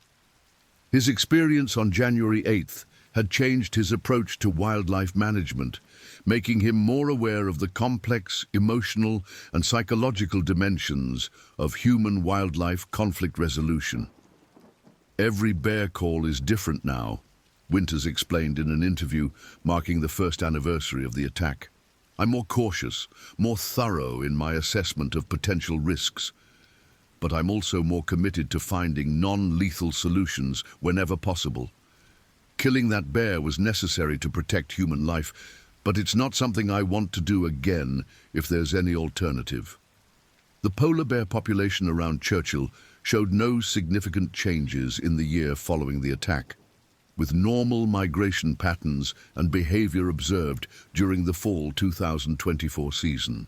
The enhanced monitoring systems detected several potentially problematic bears that were successfully relocated before they could pose threats to human safety, suggesting that the lessons learned from Barbara's death were being effectively applied to protect both species. Dr. Amanda Foster, who had treated Barbara's injuries on the morning of the attack, continued her work at Churchill Health Centre with a new appreciation for the unique challenges of emergency medicine in communities that shared their environment with large predators. Her experience on January 8th had led her to develop specialized protocols for treating wildlife attack victims, expertise that she shared with medical professionals across northern Canada. "We can't prevent every tragedy, but we can be better prepared to respond when they occur," Dr. Foster explained at a medical conference in Winnipeg. "The lessons we learned from Mrs. Jenkins's case have improved our capability to treat similar injuries, and hopefully that knowledge will save lives in the future." The ongoing legacy of Barbara Ellen Jenkins's life and death continued to influence Churchill's development as a community committed to both human safety and wildlife conservation. Her former students, now adults with children of their own, ensured that new generations of Churchill residents understood both the risks and the rewards of life in polar bear country. The classroom where she had taught for 37 years was renamed the Barbara Jenkins Learning Center, ensuring that her contribution to the community's educational mission would be remembered long after the immediate trauma of her death had faded. As winter settled over Churchill in January 2025, exactly 1 year after the attack, the community observed the anniversary with a mixture of sadness, reflection, and determination. The memorial service at United Church was again well attended, but this time the emphasis was on celebrating Barbara's life and her lasting contributions to the community, rather than on processing the immediate grief and trauma of her violent death. Barbara Jenkins represents the best of what Churchill has always been, Mayor Cochrane said at the anniversary memorial. She was someone who chose to build her life in this challenging but rewarding place, who contributed to her community every day, and who understood that living in harmony with nature requires both respect and vigilance. Her death was a tragedy, but her life was a gift to all of us who had the privilege of knowing her.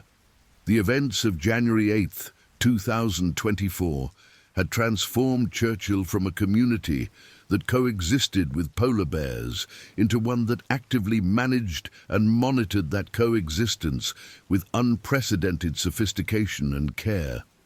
The tragedy had catalyzed improvements in safety protocols, emergency response capabilities, and scientific understanding that would benefit both humans and bears for generations to come. As the second anniversary of the attack approaches, Churchill continues to evolve as a model for human-wildlife coexistence in an era of climate change and environmental uncertainty. The lessons learned from Barbara Jenkins' death have been shared with communities across the Arctic, contributing to a broader understanding of how human settlements can safely share space with large predators. The story of Barbara Jenkins and MB-47 became more than just a local tragedy. It became a case study in the complex challenges facing northern communities as they adapt to changing environmental conditions and evolving wildlife behavior patterns. The comprehensive investigation, the scientific research it generated, and the safety improvements it inspired have created a legacy that extends far beyond the borders of Churchill, Manitoba. Today, visitors to Churchill learn about polar bear safety not just as a set of rules to follow during their visit, but as part of a comprehensive approach to coexistence that has been refined and improved through hard-won experience.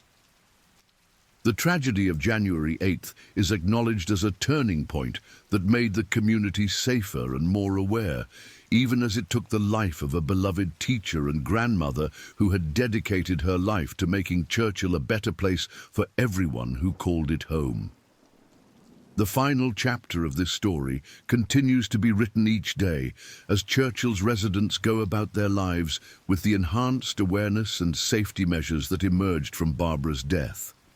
Her legacy lives on not just in the memories of those who knew her, but in the improved protocols, the enhanced monitoring systems, and the deepened understanding that help ensure such a tragedy will never happen again in the small community that learned to honor both human life and wildlife conservation through one of the most difficult experiences in its long history of coexistence with the polar bears that define its unique place in the world. The next stories: the Glacier Point Massacre.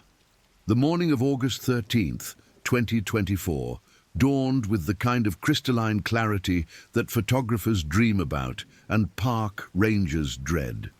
At 6:47 a.m., the thermometer at the Yosemite Valley Visitor Center read 62 degrees Fahrenheit, with humidity at 18% and winds calm. The conditions were perfect for what would become the most devastating bear attack in Yosemite National Park's recorded history. James Michael Peterson, 54 years old, had been planning this trip for 3 years. A methodical man who worked as a senior accountant for Morrison and Associates in Sacramento, James kept detailed spreadsheets for everything from household expenses to vacation itineraries.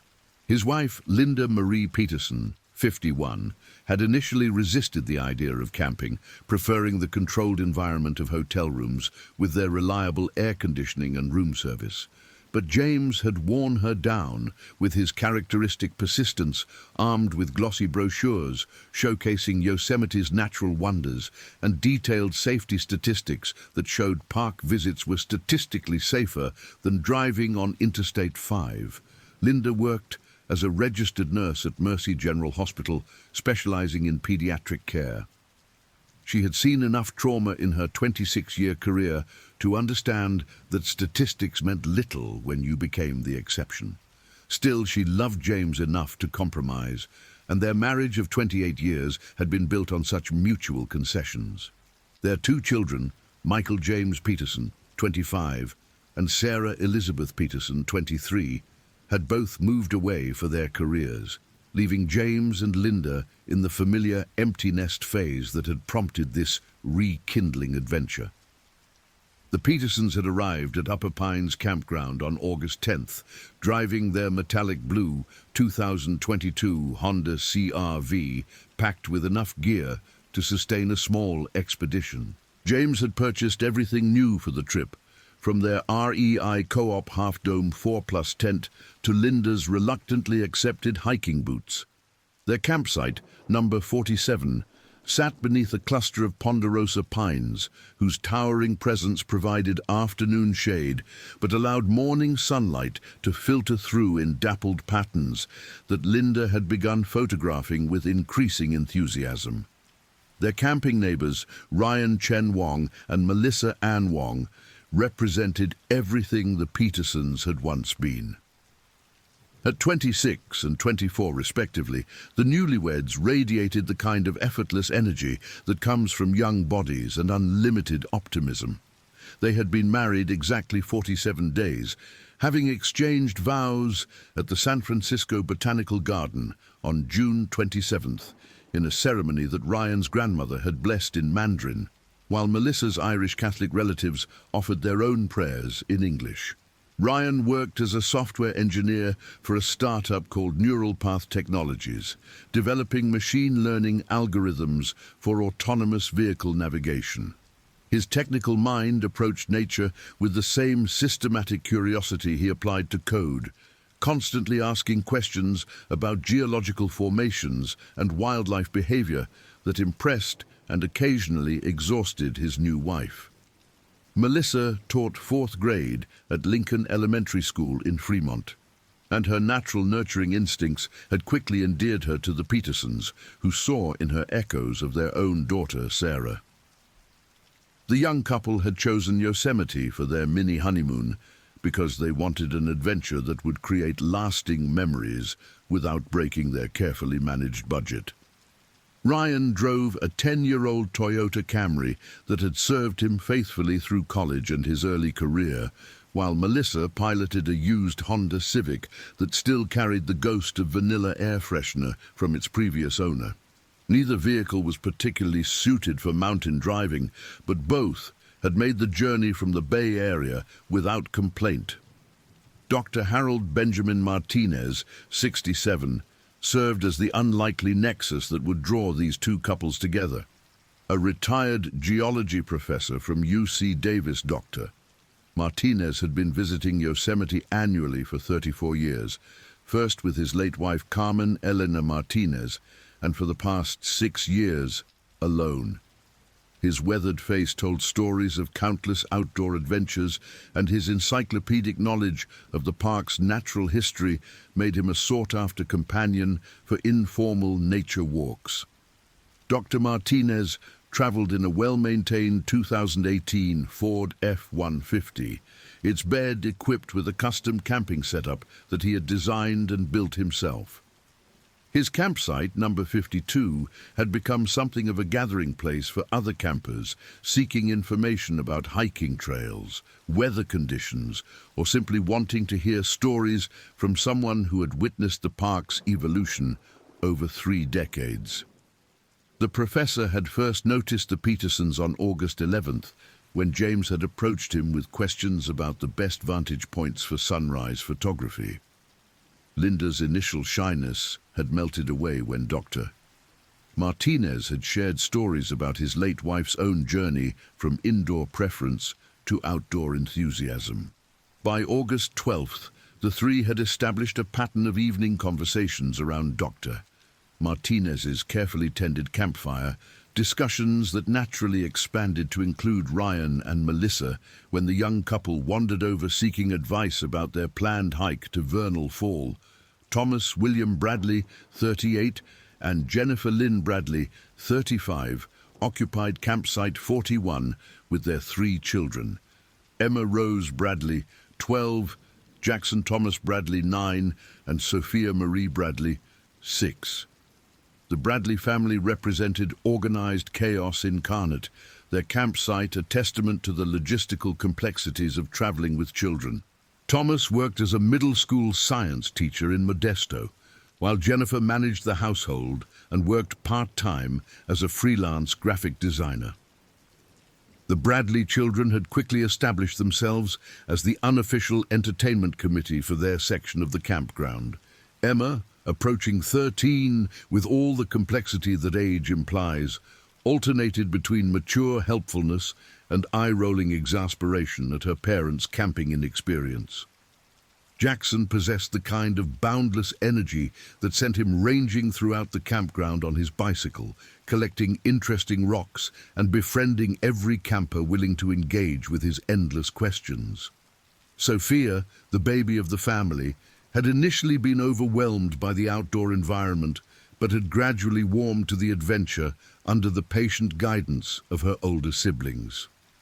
Park Ranger Maria Elena Vasquez, 31, began her shift at 5:30 a.m. on August 13th, with her customary routine of checking weather reports, reviewing overnight incident reports, and planning her patrol routes. A 7-year veteran of the National Park Service, Ranger Vasquez had transferred to Yosemite from Death Valley National Park specifically because she wanted to work in a more dynamic environment with greater wildlife diversity. Her morning briefing included a note about increased black bear activity near the Glacier Point parking area, with 3 separate reports of bears investigating vehicles over the previous week. The incidents had been minor, consisting primarily of bears testing car door handles and investigating improperly stored food, but they indicated a pattern that required monitoring. Standard protocol called for increased ranger presence in the area and additional warnings to visitors about proper food storage procedures. Ranger Vasquez's partner for the day, Park Ranger David Michael Thompson, 43, had been with the Park Service for 15 years, including 8 years at Yosemite. A former Marine who had served 2 tours in Iraq, Thompson brought a tactical awareness to his ranger duties that had proven valuable in emergency situations. His colleagues respected his ability to remain calm under pressure, though some found his military bearing intimidating. The 2 rangers began their patrol at 6:15 a.m., driving the winding road toward Glacier Point in their white Ford Explorer equipped with emergency medical supplies, wildlife deterrent tools, and communication equipment that kept them in constant contact with park dispatch. The morning drive revealed nothing unusual, the familiar landscape unfolding in the golden light that made Yosemite one of the world's most photographed natural areas. Meanwhile, at Upper Pines Campground, the various families were beginning their morning routines with the particular rhythm that develops among temporary neighbors. Dr. Martinez had risen first, as was his habit, starting coffee at 5:45 a.m. and settling into his folding chair to watch the sunrise paint the surrounding granite cliffs in shifting shades of gold and rose. James Peterson emerged from Tent 47 at 6:23 a.m., his internal clock calibrated by decades of early morning commutes. He found Dr. Martinez already situated with his coffee and joined him with his own mug, the 2 men sharing comfortable silence as they watched the park awaken around them. Linda appeared 20 minutes later, her hair pulled back in a practical ponytail and her face bearing the slightly puffy look of someone still adjusting to sleeping on an air mattress. Ryan Wong had been awake since 5:30 a.m., his programmer's mind unable to shut down completely even on vacation. He had spent the early morning hours reviewing their planned route to Glacier Point, consulting topographical maps and weather forecasts on his phone while Melissa continued sleeping. The young man possessed the kind of analytical nature that transformed simple activities into detailed projects, and their Yosemite visit had become an exercise in optimization. Melissa joined the growing coffee circle at 7:15 a.m., her natural warmth immediately brightening the gathering. She had inherited her Irish grandmother's gift for conversation, possessing an innate ability to draw people out of their shells and create connections across generational and cultural boundaries. Her teaching experience had refined this natural talent, making her particularly effective at mediating the subtle tensions that could arise among strangers sharing close quarters. The Bradley family's morning routine played out with the controlled chaos typical of families with school-aged children. Thomas had assigned each child specific responsibilities for breaking camp, while Jennifer worked to transform their collection of camping gear back into organized, transportable units. Emma supervised her younger siblings with the serious authority of a preteen given real responsibility, while Jackson bounced between tasks with enthusiasm that occasionally exceeded his attention span. Sophia Bradley, the youngest member of the camping community, had developed a particular fascination with Dr. Martinez, whom she had dubbed the Story Man for his endless repertoire of Yosemite tales. The retired professor had embraced his role as camp grandfather, patiently answering questions about rock formations, wildlife, and the history of the area with the kind of detailed explanations that delighted curious children and impressed their parents. By 7:45 a.m., the informal morning gathering had evolved into a planning session for the day's activities. Dr. Martinez served as the unofficial tour guide, sharing recommendations based on decades of experience. The Petersons expressed interest in visiting Glacier Point, attracted by James's desire to photograph the iconic overlook and Linda's growing confidence in her hiking abilities. Ryan Wong immediately began calculating optimal timing for their Glacier Point visit, consulting weather forecasts and sunrise/sunset tables on his phone. His systematic approach to vacation planning had initially amused Melissa, but she had come to appreciate how his thoroughness often led to experiences they might otherwise have missed. The young couple had decided to make Glacier Point their final major destination before beginning their drive back to the Bay Area. The Bradley family faced the more complex logistical challenge of planning activities suitable for children ranging from 6 to 12 years old. Thomas had researched family-friendly hikes extensively before their trip, while Jennifer had prepared backup plans for weather delays or energy crashes among their offspring. Their morning discussion centered on balancing educational opportunities with entertainment value, a familiar challenge for parents traveling with children. At 8:30 a.m., Dr. Martinez made a suggestion that would prove fatally consequential. The retired geology professor proposed that both couples join him for a visit to Glacier Point, explaining that the morning hours offered the best lighting for photography and the most comfortable temperatures for the walk from the parking area to the overlook. His local knowledge and experience made the invitation particularly appealing to visitors still learning to navigate the park's geography. James Peterson accepted immediately, his photographer's instincts responding to the promise of optimal lighting conditions. Linda agreed more reluctantly, still harboring anxiety about her camping inexperience but unwilling to miss what Dr. Martinez described as Yosemite's most spectacular vista. The professor's gentle encouragement and obvious expertise provided the reassurance she needed to commit to the adventure. Ryan and Melissa Wong exchanged the kind of wordless communication that characterizes strong relationships, reaching their decision through subtle glances and nearly imperceptible nods. Ryan's analytical nature had already identified Glacier Point as a must-see destination, while Melissa's social instincts welcomed the opportunity to spend more time with their new camping friends. The young couple's enthusiasm for shared experiences made the group outing particularly appealing. The Bradley family opted to pursue a different itinerary, choosing instead to explore the valley floor with activities more suited to their children's ages and attention spans.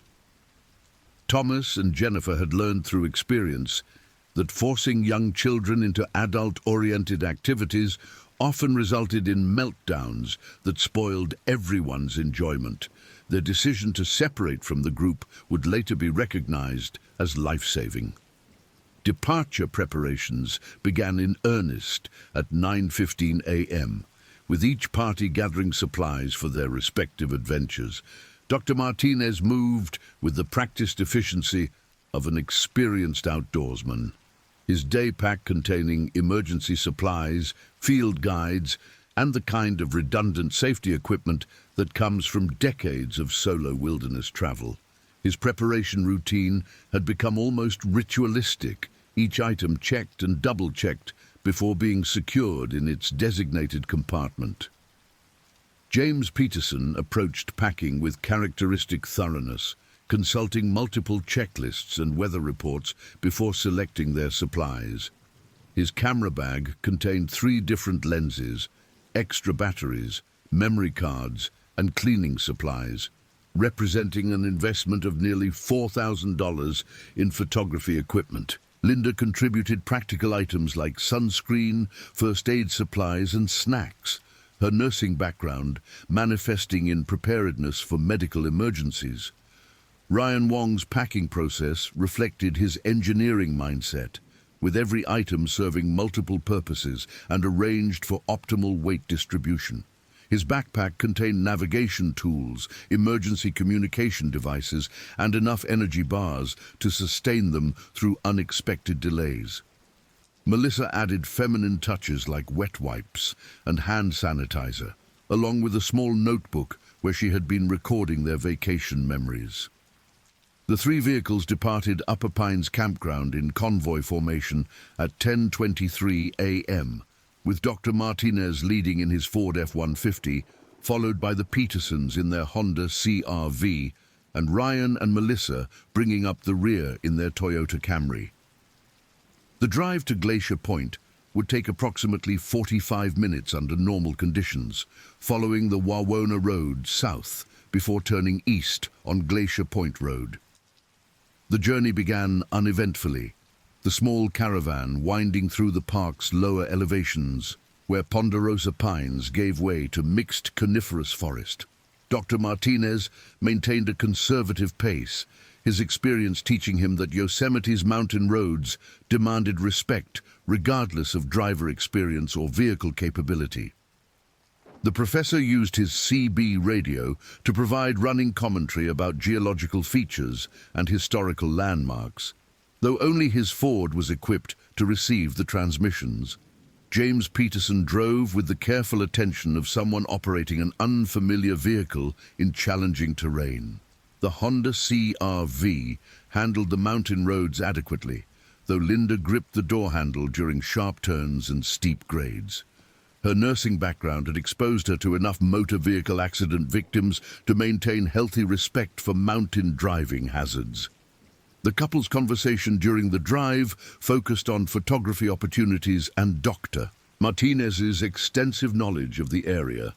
Ryan Wong approached the drive with typical analytical precision, monitoring engine temperature, fuel consumption, and transmission behavior as his older Toyota Camry climbed toward higher elevation. Melissa served as navigator, consulting paper maps and digital GPS to track their progress and identify points of interest along the route. The young couple's conversation alternated between practical travel concerns and excited anticipation of the views awaiting them at Glacier Point. The ascent toward Glacier Point revealed Yosemite's remarkable ecological diversity, as lower elevation oak woodlands transitioned to mixed coniferous forest dominated by sugar pine, white fir, and incense cedar. Dr. Martinez had planned several stops along the route to share his geological expertise, explaining how glacial action had carved the valley's distinctive features over hundreds of thousands of years. Their first planned stop came at Washburn Point, a lesser-known viewpoint that offered dramatic perspectives of Half Dome and the high country beyond. The three parties gathered around Dr. Martinez as he explained the geological forces that had shaped the landscape, his teaching instincts fully engaged by an audience eager to learn. James Peterson captured extensive photographs while Linda found herself genuinely fascinated by the professor's explanations of glacial erosion and granite formation. Ryan Wong peppered Dr. Martinez with technical questions about rock composition and structural engineering, his programmer's mind seeking to understand the mathematical principles underlying natural processes. Melissa contributed observations about the area's ecosystem, drawing connections between the changing vegetation patterns and elevation differences she had learned about in her elementary education training. The group spent nearly 30 minutes at Washburn Point, their departure delayed by the compelling combination of spectacular scenery and Dr. Martinez's encyclopedic knowledge. The professor seemed to draw energy from sharing his passion for the area, his enthusiasm infectious among his small audience.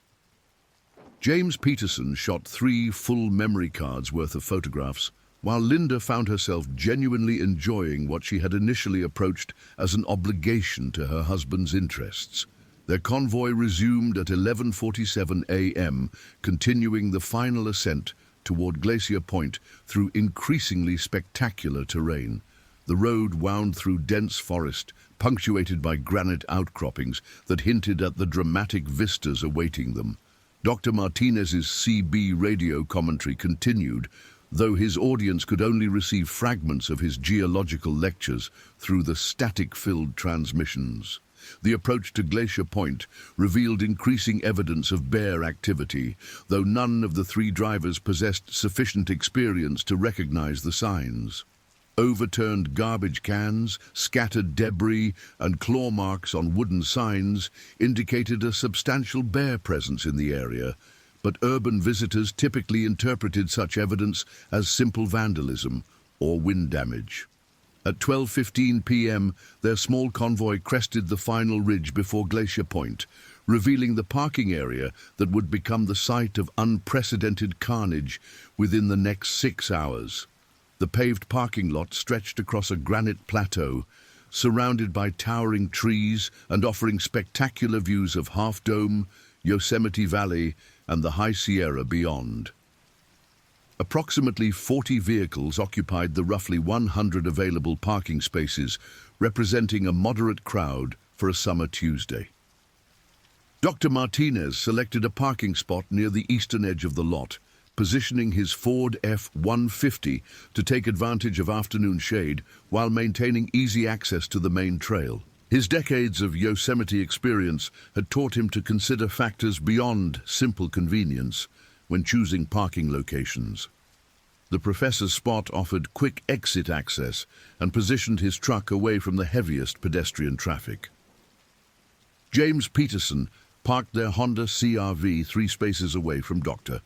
Martinez, choosing a location that offered morning shade for their return journey while keeping the vehicle close to their informal leader. Linda appreciated the proximity to Dr. Martinez's obvious expertise, her anxiety about the unfamiliar environment eased by the professor's calm competence. The couple's parking choice would prove crucial to the coming disaster. Ryan and Melissa Wong selected a spot 2 rows away, their Toyota Camry positioned near the western edge of the parking area.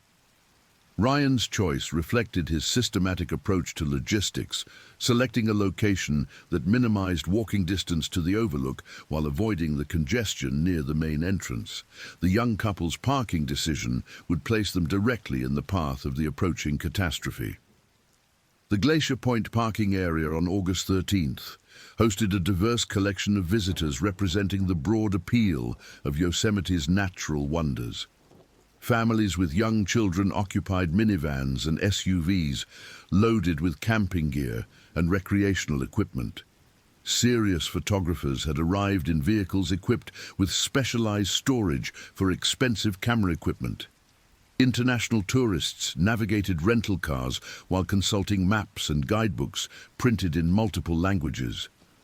Among the other visitors were Margaret Rose Sullivan, 73, and her granddaughter Ashley Nicole Sullivan, 16, who had driven from Stockton in Margaret's immaculately maintained 1998 Buick LeSabre. The grandmother-granddaughter pair represented 3 generations of strong women, with Margaret serving as a retired elementary school principal and Ashley preparing for her junior year of high school with plans to study environmental science. Margaret had been visiting Yosemite since 1962, when she had first arrived as a young teacher chaperoning a school field trip. Her 6-decade relationship with the park had witnessed tremendous changes in visitor demographics, infrastructure development, and wildlife management practices. The elderly woman served as an informal historian for anyone willing to listen to her stories about Yosemite's evolution.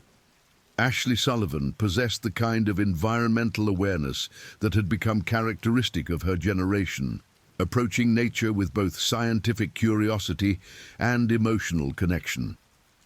Her grandmother's stories about Yosemite's past provided historical context for her own observations about climate change, species migration, and ecosystem preservation. The teenager's presence had revitalized Margaret's own appreciation for the park's wonders. David Paul Chen, 42, had arrived alone in his modified Jeep Wrangler, equipped for serious backcountry exploration. A professional wildlife photographer based in Los Angeles, Chen specialized in capturing images of North American megafauna in their natural habitats. His vehicle contained nearly $20,000 worth of camera equipment, including telephoto lenses, capable of photographing subjects from considerable distances. Chen's solo visit to Glacier Point represented research for a larger project documenting California's remaining wilderness areas. His professional experience had taught him to recognize signs of wildlife activity that escaped casual observation, and he had noted increasing evidence of bear presence during his morning reconnaissance. The photographer's trained eye would later provide crucial testimony about the events leading to the attack. The parking area also hosted the Kowalski family from Phoenix, Arizona. Robert Stanley Kowalski, 51, Patricia Ann Kowalski, 48, and their twin sons Matthew Ryan Kowalski and Christopher James Kowalski, both 13. The family had been conducting a tour of Western national parks, with Yosemite representing the culmination of their 2-week vacation. Robert Kowalski worked as a commercial airline pilot for Southwest Airlines, while Patricia taught high school mathematics in the Tempe School District.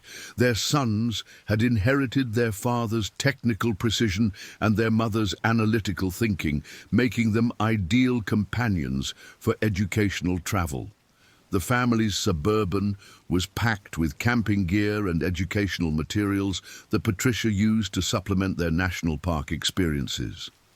The temperature at Glacier Point reached 78 degrees Fahrenheit by 12:30 p.m., with humidity holding steady at 22% and winds remaining calm.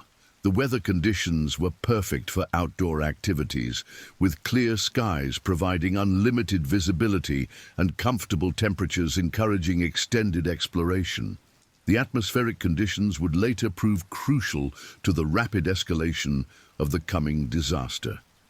Dr. Martinez assumed his customary role as informal tour guide, gathering his small group for an orientation briefing before they began exploring the overlook area. The professor's teaching instincts had been refined by decades of classroom experience, and he approached even casual nature walks with educational objectives. His preliminary briefing covered safety considerations, geological highlights, and historical context that would enhance their experience. James Peterson prepared his camera equipment with methodical precision, selecting lenses appropriate for the wide vistas and intimate details he hoped to capture. His photography had evolved from simple vacation documentation to serious artistic pursuit, and the Glacier Point visit represented an opportunity to create images worthy of professional exhibition. Linda watched her husband's preparation ritual with familiar affection, recognizing his genuine passion for the craft. Ryan Wong consulted his collection of maps, guidebooks, and digital resources to plan their exploration route. His engineering background demanded systematic approaches to new environments, and he had researched optimal viewing positions, hiking trails, and geological features before their arrival. Melissa contributed practical considerations like rest stops, hydration needs, and timing for their eventual return journey. The group began their walk toward the main overlook at 12:45 p.m., joining the stream of visitors making the short trek from parking area to viewing platform. The paved trail wound through mixed forest, dominated by white fir and sugar pine, with occasional granite outcroppings providing preview glimpses of the dramatic vistas ahead. Dr. Martinez maintained a leisurely pace that accommodated Linda's hiking inexperience while allowing time for geological observations. Their progress toward the overlook was interrupted frequently by Dr. Martinez's spontaneous lectures about rock formations, tree identification, and wildlife habitats.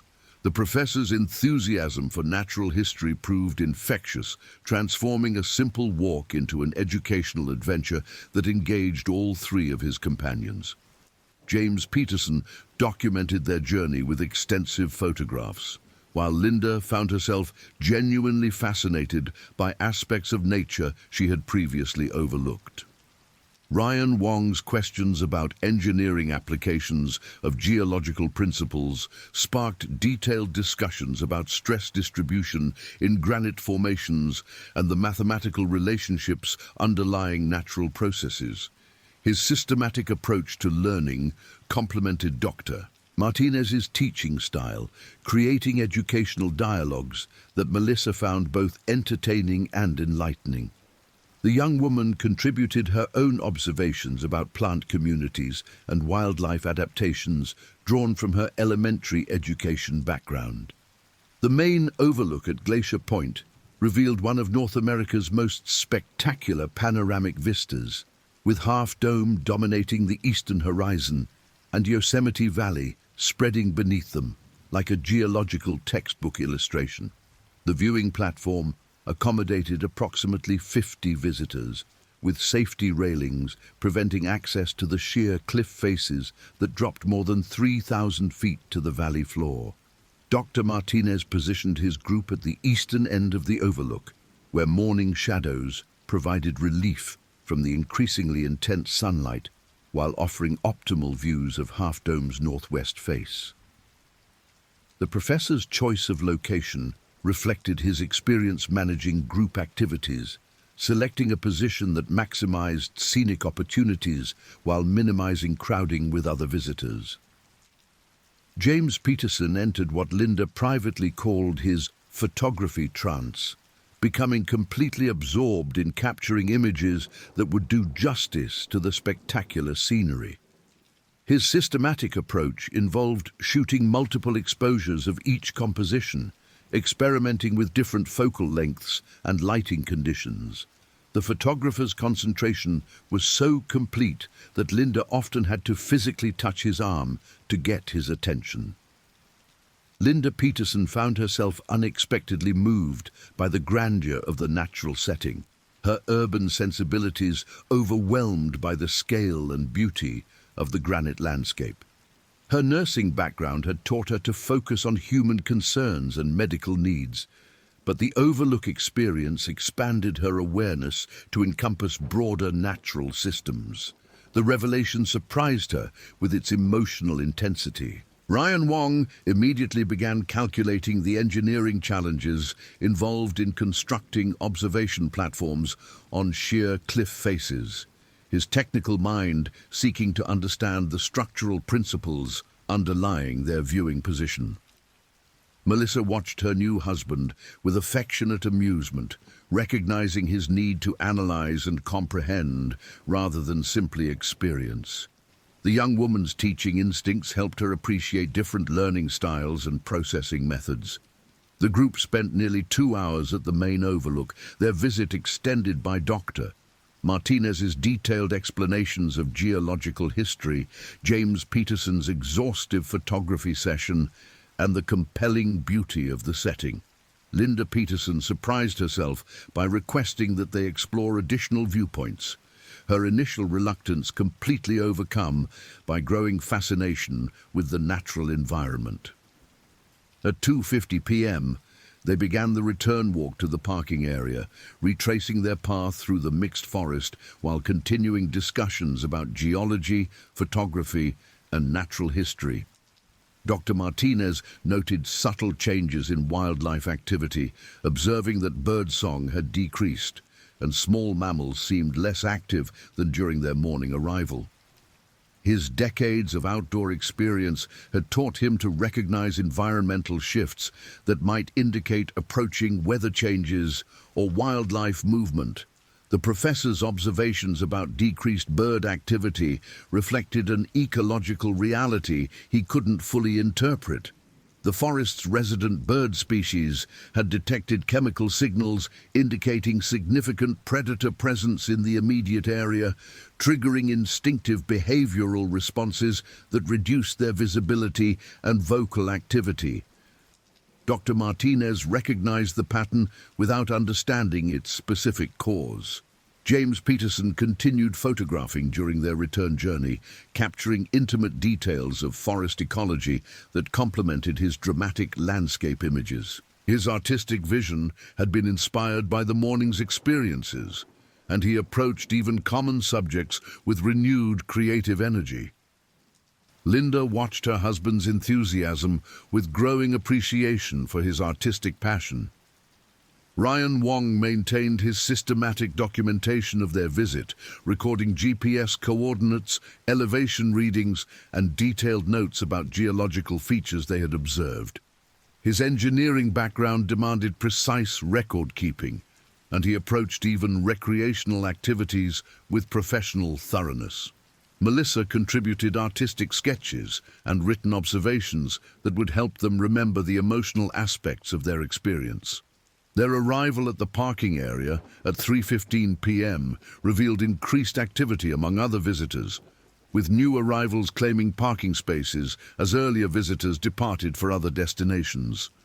The afternoon crowd included more families with young children, their vehicles loaded with recreational equipment and supplies for extended park visits.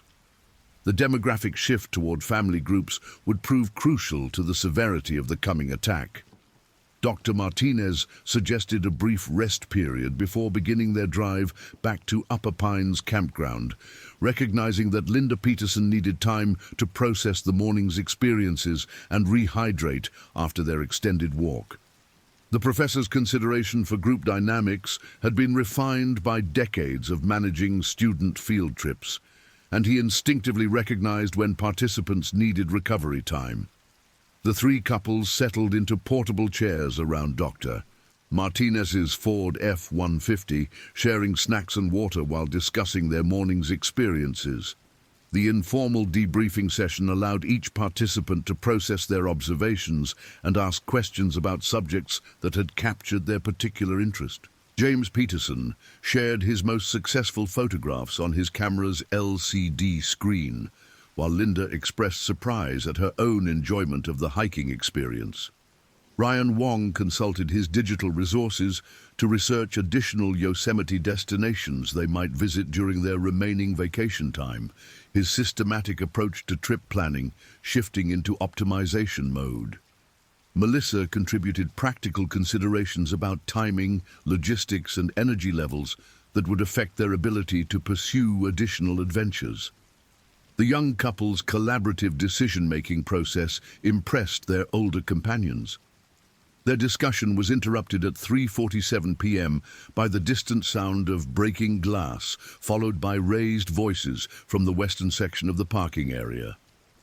Dr. Martinez looked up from his map consultation with mild concern, his outdoor experience teaching him to investigate unusual sounds that might indicate developing problems. The professor's situational awareness had been honed by decades of solo wilderness travel. The source of the disturbance became apparent as David Chen, the wildlife photographer, emerged from behind a large SUV approximately 50 yards away, gesturing emphatically while speaking rapidly into his cell phone. His professional demeanor had been replaced by obvious agitation as he documented what appeared to be vehicle damage while simultaneously reporting the incident to park authorities. Dr. Martinez excused himself from their group discussion and walked toward Chen's location, his academic curiosity overcoming social inhibitions about approaching strangers. The professor's natural inclination to investigate interesting phenomena had been reinforced by decades of field research, making him an ideal first responder to unusual situations. James Peterson followed Dr. Martinez toward the disturbance, his photographer's instincts responding to the possibility of newsworthy events. Linda remained with Ryan and Melissa near their vehicles, her nursing background making her instinctively cautious about approaching potentially dangerous situations without adequate information about risks or required responses. Chen's agitated phone conversation provided fragments of information about the incident as Dr. Martinez and James Peterson approached his position. The wildlife photographer was reporting vehicle damage caused by what he described as a large bear with 2 cubs that had been investigating cars in the parking area's western section. His professional experience with wildlife behavior lent credibility to his observations. The damaged vehicle belonged to the Kowalski family from Phoenix, their Suburban bearing fresh claw marks on the driver's side door and a shattered rear passenger window. Robert Kowalski stood beside his damaged vehicle with characteristic pilot composure, methodically documenting the destruction while his wife Patricia corralled their twin sons away from potential danger. Dr. Martinez introduced himself to both Chen and Kowalski, his academic credentials and obvious local knowledge immediately establishing him as a valuable resource for managing the developing situation. The professor's calm demeanor provided stability while the affected parties processed the reality of close wildlife encounters and property damage. David Chen explained that he had been photographing landscape features when he observed a large adult bear, accompanied by 2 cubs, approaching the parking area from the northeastern forest edge. His professional experience with wildlife behavior had immediately alerted him to potential danger, but the bears had moved too quickly for him to provide effective warnings to other visitors. The photographer's account described systematic behavior by the adult bear, who had approached multiple vehicles before focusing attention on the Kowalski Suburban. The bear had tested door handles, investigated window seals, and eventually broken the rear window when it detected food odors from inside the vehicle. The cubs had remained close to their mother throughout the investigation. Robert Kowalski confirmed Chen's account, explaining that his family had stored food items and scented toiletries in their vehicle despite park regulations requiring proper food storage. The pilot's military precision in other aspects of travel planning had not extended to wildlife safety protocols, an oversight that had attracted the bear's attention and resulted in significant property damage. Dr. Martinez recognized the incident as part of a larger pattern of bear behavior that indicated food conditioning and decreased fear of human activity.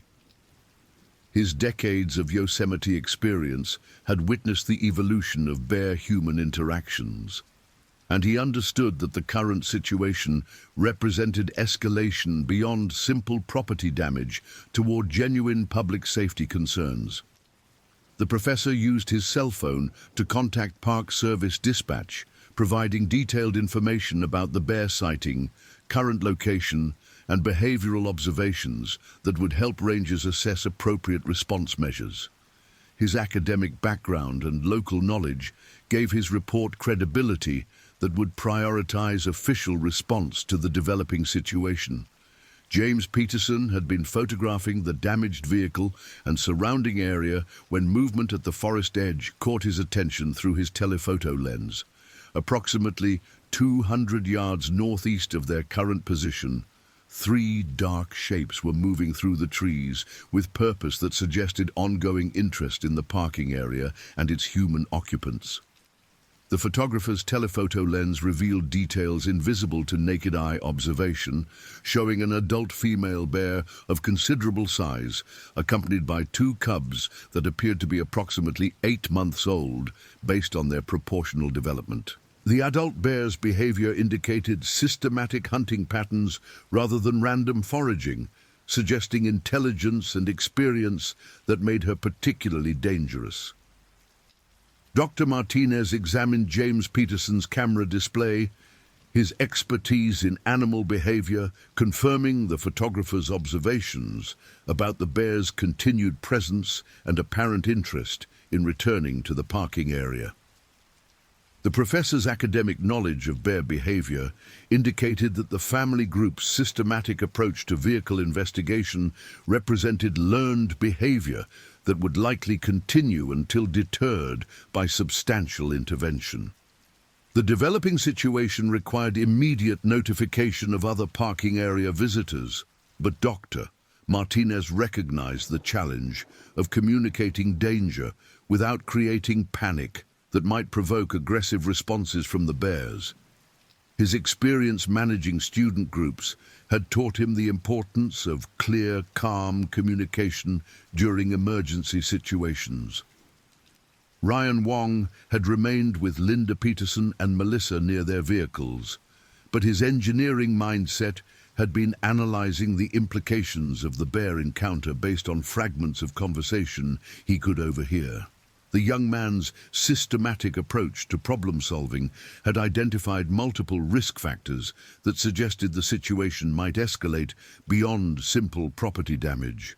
Melissa Wong's teaching experience with young children had developed her awareness of group dynamics and crowd psychology, and she recognized signs of increasing agitation among other parking area visitors as word of the bear encounter spread through informal networks.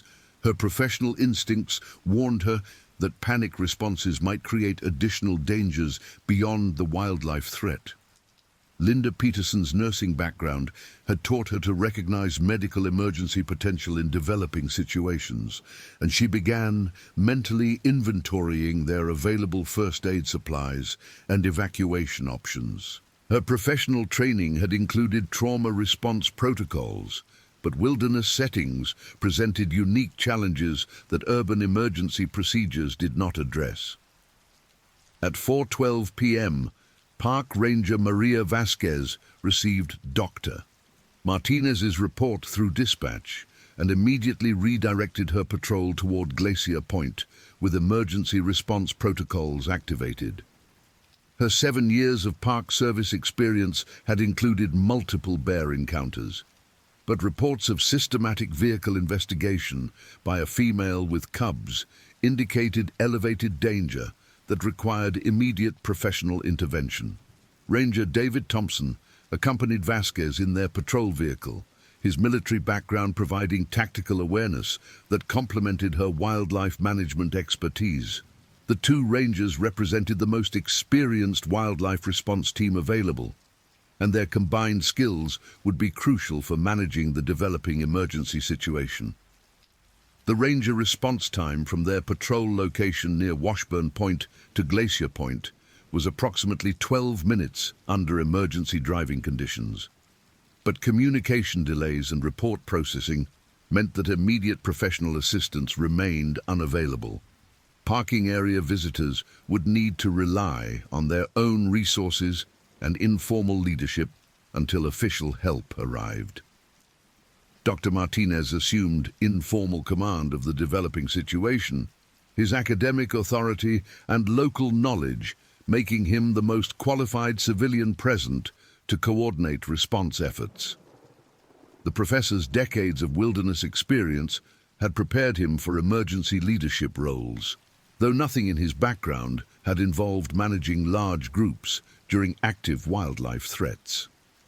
The retired geology professor began organizing voluntary evacuation of the parking area's western section, where bear activity had been concentrated and property damage had occurred. His approach emphasized calm, systematic movement that would minimize noise and sudden actions that might provoke aggressive responses from wildlife that remained in the immediate vicinity. James Peterson volunteered to serve as lookout and communications coordinator, using his telephoto lens to monitor bear movement while maintaining cell phone contact with park dispatch.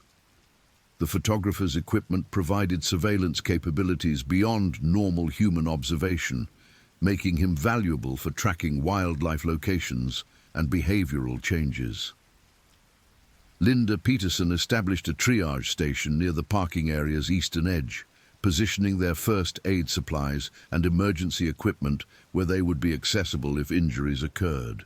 Her nursing background provided medical expertise that could prove crucial if the situation escalated to direct bear-human contact. Ryan Wong began documenting the evacuation process with systematic precision, recording vehicle locations, participant names, and timeline information that would assist official investigation and insurance claims. His engineering approach to crisis management provided organizational structure that complemented Dr. Martinez's leadership initiatives. Melissa Wong assumed responsibility for coordinating communication with family members and managing crowd psychology to prevent panic responses. Her elementary school teaching experience had developed skills in managing groups during stressful situations, making her particularly effective at maintaining calm among frightened visitors. The evacuation process revealed the diverse demographics of Glacier Point visitors, including multiple family groups with young children, elderly couples with mobility limitations, and international tourists with limited English comprehension. Each group presented unique challenges that required customized communication approaches and assistance levels. Margaret Sullivan, the 73-year-old retired principal, immediately understood the severity of the situation and began assisting with evacuation coordination using her decades of emergency management experience from school administrative roles. Her granddaughter Ashley contributed energy and technical skills that supported communication efforts with younger visitors. The Kowalski family faced additional challenges due to their damaged vehicle, requiring alternative transportation arrangements and complicated insurance documentation procedures. Robert Kowalski's pilot training in emergency procedures proved valuable for maintaining calm while addressing practical concerns about their continued safety and logistical needs. David Chen continued monitoring and photographing bear activity while providing professional expertise about wildlife behavior patterns. His wildlife photography experience offered insights about animal psychology and threat assessment that supplemented Dr. Martinez's academic knowledge with practical field observations. At 4:18 p.m., James Peterson observed through his telephoto lens that the bear family had begun moving more purposefully toward the parking area, their behavior indicating increased confidence and decreased concern about human presence. The adult female's body language suggested hunting patterns rather than simple curiosity, indicating escalation toward potentially aggressive encounters. The photographer's detailed observations revealed that the adult bear had learned to associate vehicles with food sources, demonstrating intelligence and memory that made her particularly dangerous to human visitors. Her cubs were learning similar behavioral patterns through observation and imitation, suggesting that the problem would persist and potentially worsen over time. Dr. Martinez received James Peterson's updated observations and immediately escalated his evacuation recommendations from voluntary to mandatory, recognizing that bear behavior patterns indicated imminent threat to human safety. The professor's wildlife expertise convinced him that direct confrontation was becoming inevitable, unless all potential food sources could be removed from the area. The mandatory evacuation announcement created increased urgency among parking area visitors, but also revealed the logistical challenges of rapidly moving approximately 30 vehicles and 60 people through limited exit routes. Traffic management became a crucial factor in preventing panic while ensuring effective retreat from the danger zone. Linda Peterson began triaging visitors for evacuation priority, identifying individuals with mobility limitations, medical conditions, or responsibility for young children who required immediate assistance. Her nursing background provided frameworks for emergency prioritization that proved essential for managing the complex evacuation process. Ryan Wong coordinated vehicle staging to prevent traffic jams that might trap evacuating visitors in the danger zone, his systematic approach to logistics proving valuable for managing multiple moving pieces under time pressure. Melissa assisted by directing pedestrian traffic and maintaining communication between evacuating families. At 4:23 p.m., the first direct bear-human encounter occurred when the adult female approached Margaret Sullivan's Buick LeSabre while the elderly woman was transferring luggage to accommodate additional evacuation passengers. The bear's behavior remained investigative rather than aggressive, but her proximity to humans represented escalation toward potentially deadly confrontation. Ashley Sullivan's immediate response was to create noise and movement designed to frighten the bear away from her grandmother. But her actions violated fundamental wildlife safety protocols and increased danger for all participants. The teenager's brave but inappropriate response demonstrated how crisis situations could trigger instinctive reactions that worsened overall threats. Dr. Martinez intervened quickly to prevent Ashley's noise-making from escalating into a full confrontation, using calm verbal directions to guide both grandmother and granddaughter away from the bear while avoiding sudden movements that might trigger aggressive responses. His wilderness experience provided crucial knowledge about appropriate responses to close wildlife encounters. The bear's reaction to human presence remained primarily investigative, but her lack of fear indicated dangerous habituation to human activity. Dr. Martinez recognized that the animal's behavior represented learned responses that made her unpredictable and potentially aggressive if she perceived threats to her cubs or interference with food sources. James Peterson documented the encounter through his telephoto lens while maintaining communication with Park Dispatch, providing real-time updates about bear behavior and human safety status. His photographic evidence would later prove crucial for official investigations and wildlife management decisions. The encounter's resolution came when Margaret Sullivan successfully moved away from her vehicle while the bear investigated the car's interior through open doors. The animal's focus on potential food sources rather than humans provided temporary relief, but also confirmed that the bears had learned to associate vehicles with feeding opportunities. At 4:27 p.m., Park Ranger Maria Vasquez and Ranger David Thompson arrived at Glacier Point to find an active evacuation in progress and immediate wildlife threats requiring professional intervention. Their arrival provided official authority for emergency management, but also revealed the complexity of managing multiple simultaneous challenges. Ranger Vasquez immediately established communication with Dr. Martinez to understand the current situation and coordinate professional response efforts with civilian leadership initiatives. Her experience with wildlife emergencies had taught her the value of working with qualified civilian leaders rather than attempting to completely replace established command structures. The Ranger's assessment of the situation confirmed Dr. Martinez's evaluation that the bear family represented immediate danger to human safety due to food conditioning, decreased fear of humans, and protective instincts related to the cub's presence. professional wildlife management protocols required aggressive intervention to prevent serious injuries or fatalities. Ranger Thompson began deploying bear deterrent devices including air horns, rubber bullets, and pepper spray while establishing safe zones for civilian evacuation. His military background provided tactical awareness that proved valuable for managing multiple threat vectors while maintaining public safety. The professional response revealed additional complications when the adult female bear demonstrated aggressive responses to deterrent measures, suggesting that her habituation to human activity had progressed beyond normal management techniques. Rangers recognized that the situation might require lethal intervention to protect human life.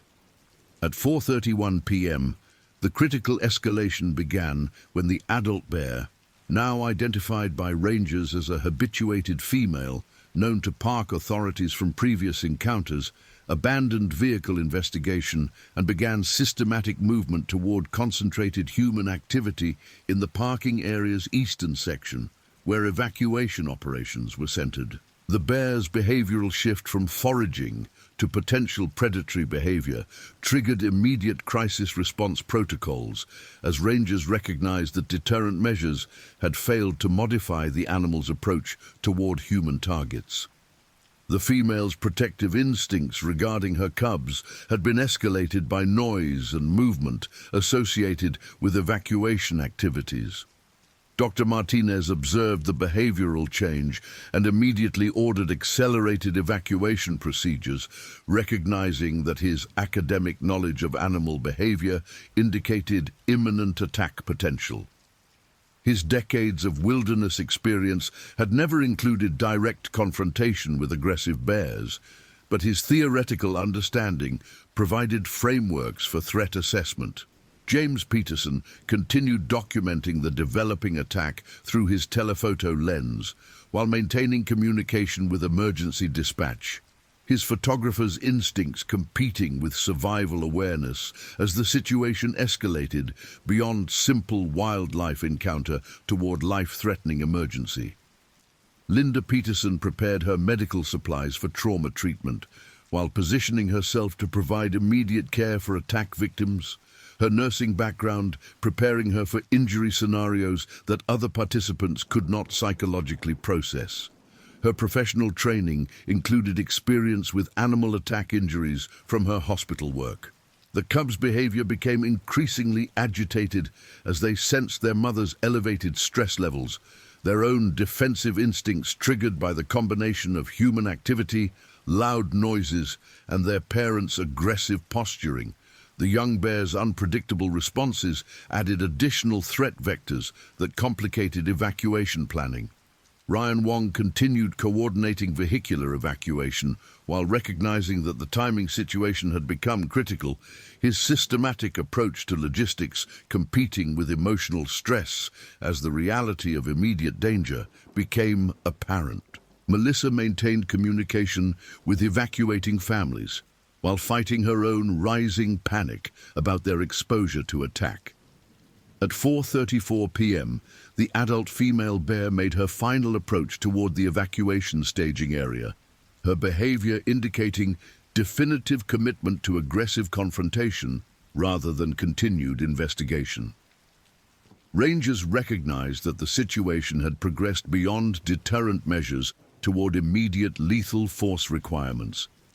The attack began when Margaret Sullivan, despite evacuation instructions, attempted to retrieve personal items from her vehicle and found herself positioned between the approaching bear and the animal's cubs.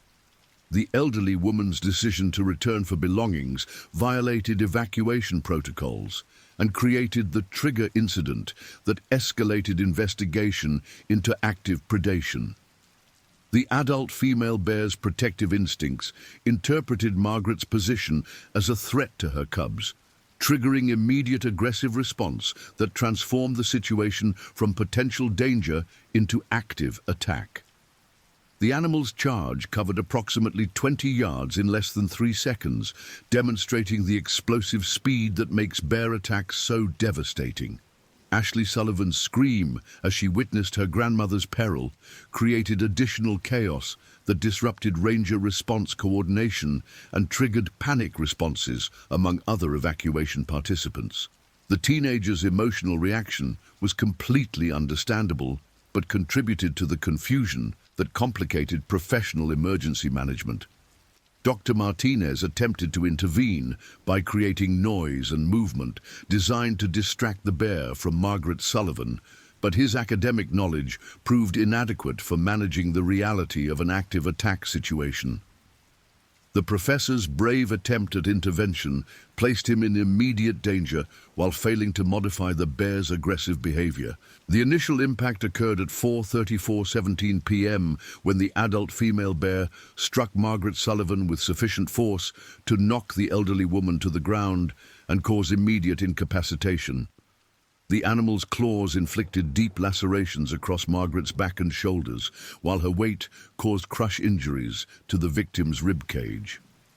James Peterson maintained photographic documentation of the attack despite extreme personal danger.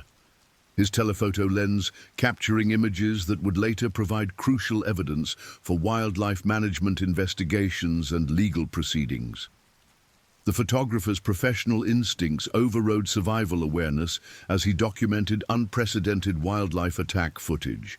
Linda Peterson immediately began moving toward the attack site with her medical supplies, her nursing training overriding personal safety concerns as she responded to obvious need for trauma care. Her professional background had prepared her for emergency medical response, but wilderness settings presented unique challenges for treatment protocols. The bear's attack on Margaret Sullivan continued for approximately 45 seconds, during which the animal inflicted multiple deep claw wounds and bite injuries that would require immediate surgical intervention for survival. The victim's age and physical condition made her particularly vulnerable to trauma complications that could prove fatal without rapid medical evacuation.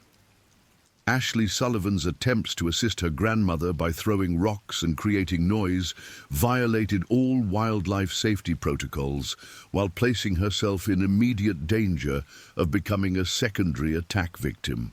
The teenager's courageous but misguided actions demonstrated how crisis situations could trigger responses that increased rather than decreased overall danger levels. At 4:35:02 p.m., Ranger David Thompson deployed lethal force against the attacking bear, using his service weapon to fire 3 shots that successfully terminated the immediate threat to Margaret Sullivan while creating additional chaos among panicked evacuation participants. The Rangers' military training enabled effective response under extreme pressure. The gunshot's acoustic impact in the confined parking area created additional panic among evacuating visitors, while simultaneously alerting the bear cubs to immediate danger affecting their mother. The young bear's responses became unpredictable as they processed the trauma of witnessing their parents' death while surrounded by perceived threats. Dr. Martinez immediately moved to assist Linda Peterson in providing medical care to Margaret Sullivan, whose injuries included severe lacerations, possible internal bleeding, and trauma-induced shock that required immediate professional medical intervention. The professor's wilderness first aid training supplemented the nurse's clinical expertise. The cubs' behavioral responses to their mother's death ranged from confusion to aggressive posturing as they attempted to understand the sudden change in their situation. Rangers recognized that orphaned bear cubs could be as dangerous as adults due to unpredictable responses and lack of learned behavioral restraints. James Peterson continued documenting the aftermath while providing communication support to emergency responders, his photographs capturing the chaos and confusion that followed the attack resolution. The photographer's images would later prove crucial for understanding the sequence of events and evaluating response effectiveness. At 4:35:47 p.m., the first bear cub, disoriented by its mother's death and surrounded by human activity, charged toward the evacuation staging area where Ryan and Melissa Wong were assisting with crowd management. The young bear's attack lacked the devastating power of its mother's assault, but still posed serious threat to human safety. Ryan Wong's response to the approaching cub demonstrated his engineering background's systematic approach to problem-solving as he attempted to create barriers using available materials while guiding Melissa toward vehicle shelter. His analytical mind provided calm responses that contrasted with the emotional chaos surrounding them. The cub's attack on Ryan Wong resulted in claw wounds to his left arm and shoulder as the young man attempted to protect his wife from the disoriented animal. His injuries, while serious, lacked the life-threatening severity of Margaret Sullivan's wounds, but still required immediate medical attention to prevent infection and permanent damage. Melissa Wong's teacher, training in managing crisis situations, proved valuable as she assisted her injured husband while maintaining awareness of continued threats from the remaining bear cub. Her professional background had included emergency procedures that translated effectively to wilderness survival requirements. Ranger Maria Vasquez successfully deterred the attacking cub using non-lethal methods, her wildlife management expertise providing options that avoided additional lethal force while protecting human safety.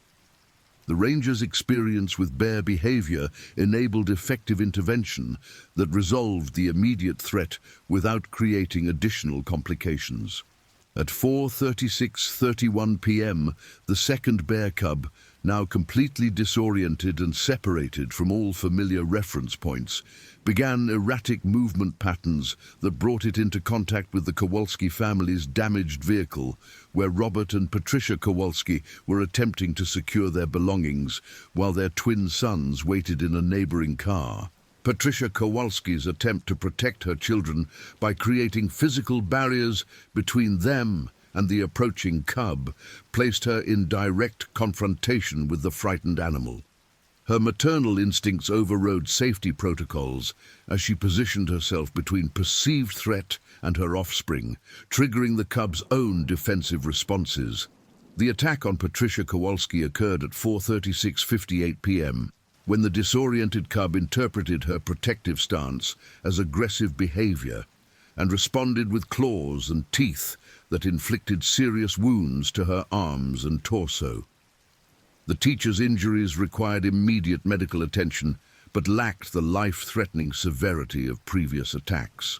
Robert Kowalski's pilot, training in emergency procedures, proved valuable as he maintained calm while assisting his injured wife and ensuring his son's safety. His military precision in crisis management provided stability that helped coordinate response efforts while managing his family's immediate needs. The twin boys, Matthew and Christopher Kowalski, demonstrated remarkable composure for 13-year-olds as they followed their father's instructions while processing the trauma of witnessing their mother's attack. Their behavior reflected effective parenting and emergency preparation that served them well during the crisis. Ranger Thompson successfully immobilized the second cub using tranquilizer equipment, ending the immediate threat while preserving the young animal for potential rehabilitation and release. His decision to use non-lethal force reflected professional judgment about threat assessment and appropriate response measures. At 4:37:43 p.m., the active attack phase concluded with 2 seriously injured victims requiring immediate medical evacuation and multiple other participants suffering minor injuries, psychological trauma, and property damage. The 6-minute attack sequence had transformed a routine park visit into a crisis, requiring extensive emergency response resources.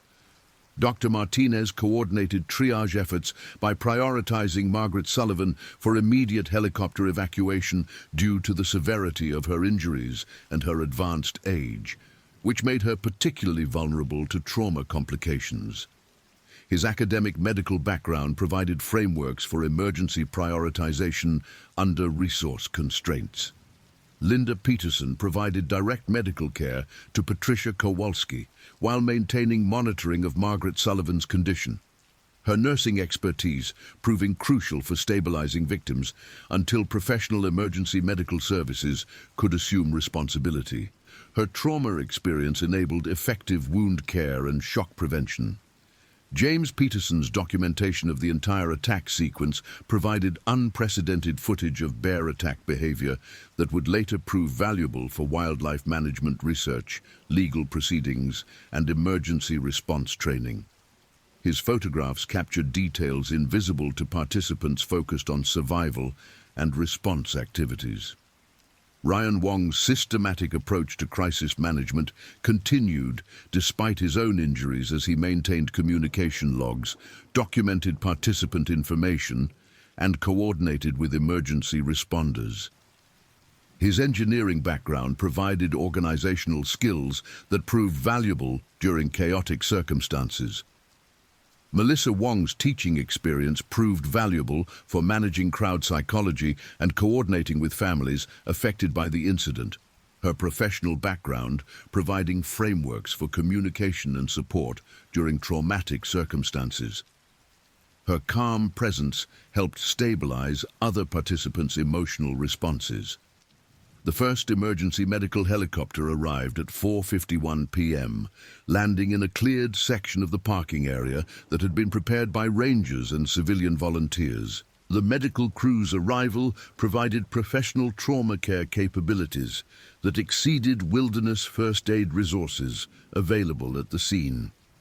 Margaret Sullivan's helicopter evacuation began at 4:57 p.m., with medical personnel providing advanced life support during transport to Stanford University Medical Center, where surgical teams had been alerted to receive a critically injured bear attack victim. Her condition remained critical but stable during the flight. The second emergency helicopter arrived at 5:08 p.m. to evacuate Patricia Kowalski, whose injuries were serious but not immediately life-threatening. Her transport to UC Davis Medical Center provided access to specialized trauma care while allowing her family to accompany her during the critical initial treatment period. Ryan Wong received treatment for his injuries at the scene, with paramedics determining that his wounds could be properly addressed at the local hospital rather than requiring helicopter evacuation. His systematic documentation of events continued even while receiving medical care. The investigation phase began immediately with the arrival of additional Park Service personnel, including wildlife biologist Dr. Sarah Mitchell, criminal investigator Agent John Harrison, and public information officer Rebecca Torres. Their combined expertise would be required to understand the attack sequence and prevent future incidents. Dr. Mitchell's preliminary examination of the attack site revealed evidence of extensive bear activity predating the actual attacks, including claw marks on multiple vehicles, scattered debris from food storage violations, and territorial markings indicating the area had been under systematic investigation by the bear family. Agent Harrison's criminal investigation focused on potential human factors that might have contributed to the attacks, including food storage violations, appropriate warning signage, and adherence to established safety protocols. His analysis would determine whether negligence or policy failures had contributed to the incident. Rebecca Torres coordinated media response and public information management as news of the attacks began attracting national attention. Her experience with crisis communication proved valuable for managing information flow while respecting victim privacy and ongoing investigation requirements. The bear cub's capture and removal from the scene occurred at 5:43 p.m., with wildlife specialists transporting the orphaned animals to rehabilitation facilities for behavioral assessment and potential release planning. Their future would depend on evaluation of their habituation to human contact and food sources.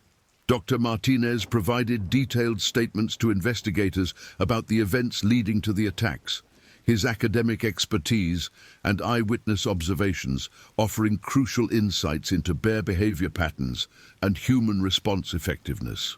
The professor's analysis would influence future safety protocols and emergency response procedures. The parking area evacuation concluded at 6:15 p.m., with all remaining visitors relocated to safe areas and the scene secured for detailed investigation. The attack site would remain closed pending completion of evidence collection and safety assessments by wildlife management specialists. Media crews began arriving at 6:32 p.m., responding to initial reports about the unprecedented bear attack. Their presence complicated ongoing investigation efforts while creating pressure for immediate public statements about incident details and prevention measures. The initial press briefing occurred at 7:15 p.m. with Park Superintendent Jennifer Walsh providing basic information about the incident while emphasizing ongoing investigation and victim privacy concerns. Her statement confirmed 2 serious injuries and 1 bear fatality while avoiding speculation about contributing factors. Margaret Sullivan underwent emergency surgery at Stanford University Medical Center beginning at 6:47 p.m., with surgical teams addressing internal bleeding, repairing claw lacerations, and stabilizing her condition. The elderly woman's prognosis remained guarded due to her age and the severity of her injuries. Patricia Kowalski received treatment at UC Davis Medical Center for her claw wounds and bite injuries, with medical teams focusing on infection prevention and soft tissue repair. Her injuries, while serious, were not life-threatening, and her prognosis for complete recovery appeared favorable. Ashley Sullivan remained at Stanford University Medical Center with her grandmother, receiving counseling support while maintaining vigil during the critical initial recovery period. The teenager's emotional trauma would require ongoing psychological support to process the witnessed violence and her own survival guilt. The Kowalski family established temporary residence near UC Davis Medical Center, with Robert coordinating insurance claims for both medical expenses and vehicle damage, while supporting his son's emotional processing of their mother's attack. The family's financial and emotional resources would be tested by the extended recovery period. Ryan and Melissa Wong returned to their Bay Area home that evening, with Ryan's injuries treated and bandaged, but not requiring hospitalization. The young couple would need ongoing medical monitoring for infection prevention and psychological counseling to process their trauma. Dr. Martinez provided extensive debriefing sessions with park officials, sharing his observations about bear behavior patterns and human response effectiveness. His academic analysis would contribute to policy revisions designed to prevent similar incidents while improving emergency response capabilities. James Peterson's photographic documentation of the attacks became crucial evidence for multiple investigations, with his images providing unprecedented detail about bear attack sequences and human response patterns. His willingness to risk personal safety for documentation would later be recognized as valuable public service. Linda Peterson's medical expertise during the crisis earned recognition from park officials and emergency responders, her nursing skills proving crucial for victim stabilization and trauma care. Her performance under extreme pressure demonstrated the value of medical training among civilian park visitors. The investigation's preliminary findings indicated multiple contributing factors, including food storage violations, inadequate deterrent signage, and bear habituation patterns that had developed over months of unreported vehicle break-ins. The complex causation would require extensive analysis to prevent recurrence. Media coverage of the attacks intensified throughout the evening, with national news networks providing regular updates about victim conditions and park safety protocols. The incident became a focal point for broader discussions about wilderness recreation safety and wildlife management policies. The first 24-hour period following the attacks included extensive investigation activities, victim medical care, family notification and support, media management, and initial policy review discussions. The incident's complexity required coordination among multiple agencies and jurisdictions. Margaret Sullivan's condition stabilized during overnight monitoring, with surgical teams successfully addressing her most serious injuries while maintaining vigilance for complications related to her age and trauma severity. Her family members began arriving from various locations to provide support during her recovery. Patricia Kowalski's treatment progressed favorably, with medical teams confident about her recovery prospects, while maintaining monitoring for infection signs and wound healing complications. Her husband and sons remained nearby to provide emotional support during her hospitalization. The bear cubs' transportation to rehabilitation facilities occurred without incident, with wildlife specialists beginning behavioral assessments to determine their suitability for eventual release. The orphaned animals' future would depend on their ability to develop natural foraging behaviors without human dependency. Public response to the attacks included both sympathy for victims and criticism of park management policies, with advocates for both increased wildlife protection and enhanced visitor safety expressing competing viewpoints. The incident became a catalyst for broader policy discussions about wilderness recreation management. The economic impact of the attacks began emerging as park visitation declined immediately following news reports, with some visitors cancelling planned trips, while others specifically sought information about bear safety protocols. The incident's effect on park revenue and local tourism would require ongoing monitoring. Insurance investigations began for all affected parties, with companies examining liability questions related to vehicle damage, medical expenses, and potential negligence claims. The complex insurance implications would require months of investigation and negotiation. Legal consultations began for multiple parties as attorneys evaluated potential liability claims against park management, equipment manufacturers, and other potentially responsible parties. The legal ramifications of the incident would unfold over years of litigation. Dr. Martinez returned to his campsite at Upper Pines Campground, but found concentration difficult as he processed the day's events and their implications for his understanding of bear behavior. The professor's academic expertise had been tested in the most dramatic fashion possible. The Bradley family, who had chosen alternative activities and avoided the Glacier Point visit, learned about the attacks through news reports and felt tremendous relief mixed with survivor guilt about their fortunate timing. Their decision to pursue child-friendly activities had inadvertently saved them from potential involvement in the disaster.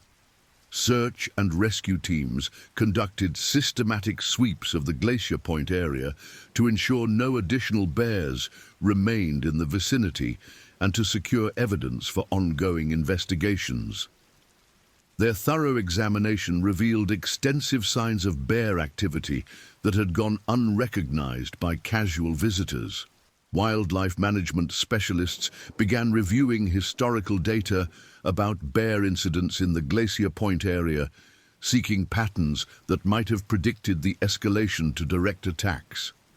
Their analysis would influence future monitoring protocols and intervention strategies. Emergency response agencies conducted after-action reviews to evaluate their performance during the crisis and identify improvements for future incident management. The multi-agency coordination had been generally effective, but revealed areas requiring enhanced protocols. The park's closure of the Glacier Point area pending investigation completion disappointed thousands of planned visitors while providing necessary safety protection and investigation access. The economic impact of the closure would be measured against public safety requirements. Margaret Sullivan's granddaughter Ashley began receiving psychological counseling to process her trauma from witnessing the attack and her grandmother's critical injuries. The teenager's emotional recovery would require extensive support to prevent long-term psychological complications. The Kowalski twins, Matthew and Christopher, returned to Phoenix with their father while their mother remained hospitalized, beginning their own psychological processing of the traumatic events they had witnessed. Their school district provided counseling support upon their return. Ryan Wong's software engineering employer provided support for his medical leave and recovery needs, while Melissa's school district arranged substitute coverage for her planned return to teaching. Both employers demonstrated understanding about the couple's need for extended recovery time. James Peterson began organizing his photographic documentation for presentation to investigators while processing his own psychological responses to having witnessed and documented extreme violence. His images would serve multiple purposes in understanding and preventing similar incidents. Linda Peterson returned to her nursing duties with enhanced appreciation for emergency preparedness and trauma response skills, her Yosemite experience providing real-world application of medical training. Her hospital colleagues were fascinated by her account of providing wilderness trauma care. The media narrative about the attacks evolved from initial sensationalism toward more nuanced discussion of wildlife management challenges, visitor responsibility, and the complexities of maintaining safe recreation access in natural predator habitat. Editorial coverage reflected diverse perspectives on appropriate policy responses. Congressional interest in the incident began emerging as representatives from California requested briefings about park safety protocols and wildlife management policies. The political attention would influence funding and policy discussions at the federal level. Environmental advocacy groups began analyzing the incident for implications regarding habitat preservation, wildlife protection, and human recreation, impacts on natural ecosystems. Their perspectives would contribute to ongoing policy development discussions. 1 week after the attacks, Margaret Sullivan remained in critical but stable condition, her recovery complicated by her age and the severity of her injuries, but showing gradual improvement. Her family maintained constant vigil while medical teams continued intensive care. Patricia Kowalski was released from the hospital after 5 days of treatment, returning home to Phoenix with her family while beginning outpatient wound care and physical therapy. Her recovery prognosis remained favorable with expectations of complete healing. Ryan Wong's injuries healed without complications, but both he and Melissa continued psychological counseling to process their trauma and survivor guilt. The young couple's relationship was strengthened by their shared experience, but challenged by ongoing emotional processing needs. The investigation report's preliminary findings were released 2 weeks after the incident, confirming multiple policy violations and management failures that had contributed to the attack's severity. The detailed analysis would guide comprehensive policy revisions and procedural improvements. The bear cubs' behavioral assessment indicated they had not developed complete dependency on human food sources and showed potential for successful rehabilitation and release. Their placement in specialized facilities would continue for several months before final disposition decisions. Media attention gradually decreased as the story lost immediate news value, but documentary producers and journalists continued developing longer-term investigations into wildlife management policies and wilderness safety protocols. The incident's impact on public discourse would continue for years. Legal proceedings began with the filing of multiple lawsuits against park management and federal agencies, alleging negligence in wildlife management and visitor safety protocols. The complex litigation would require years of investigation and legal argument before resolution.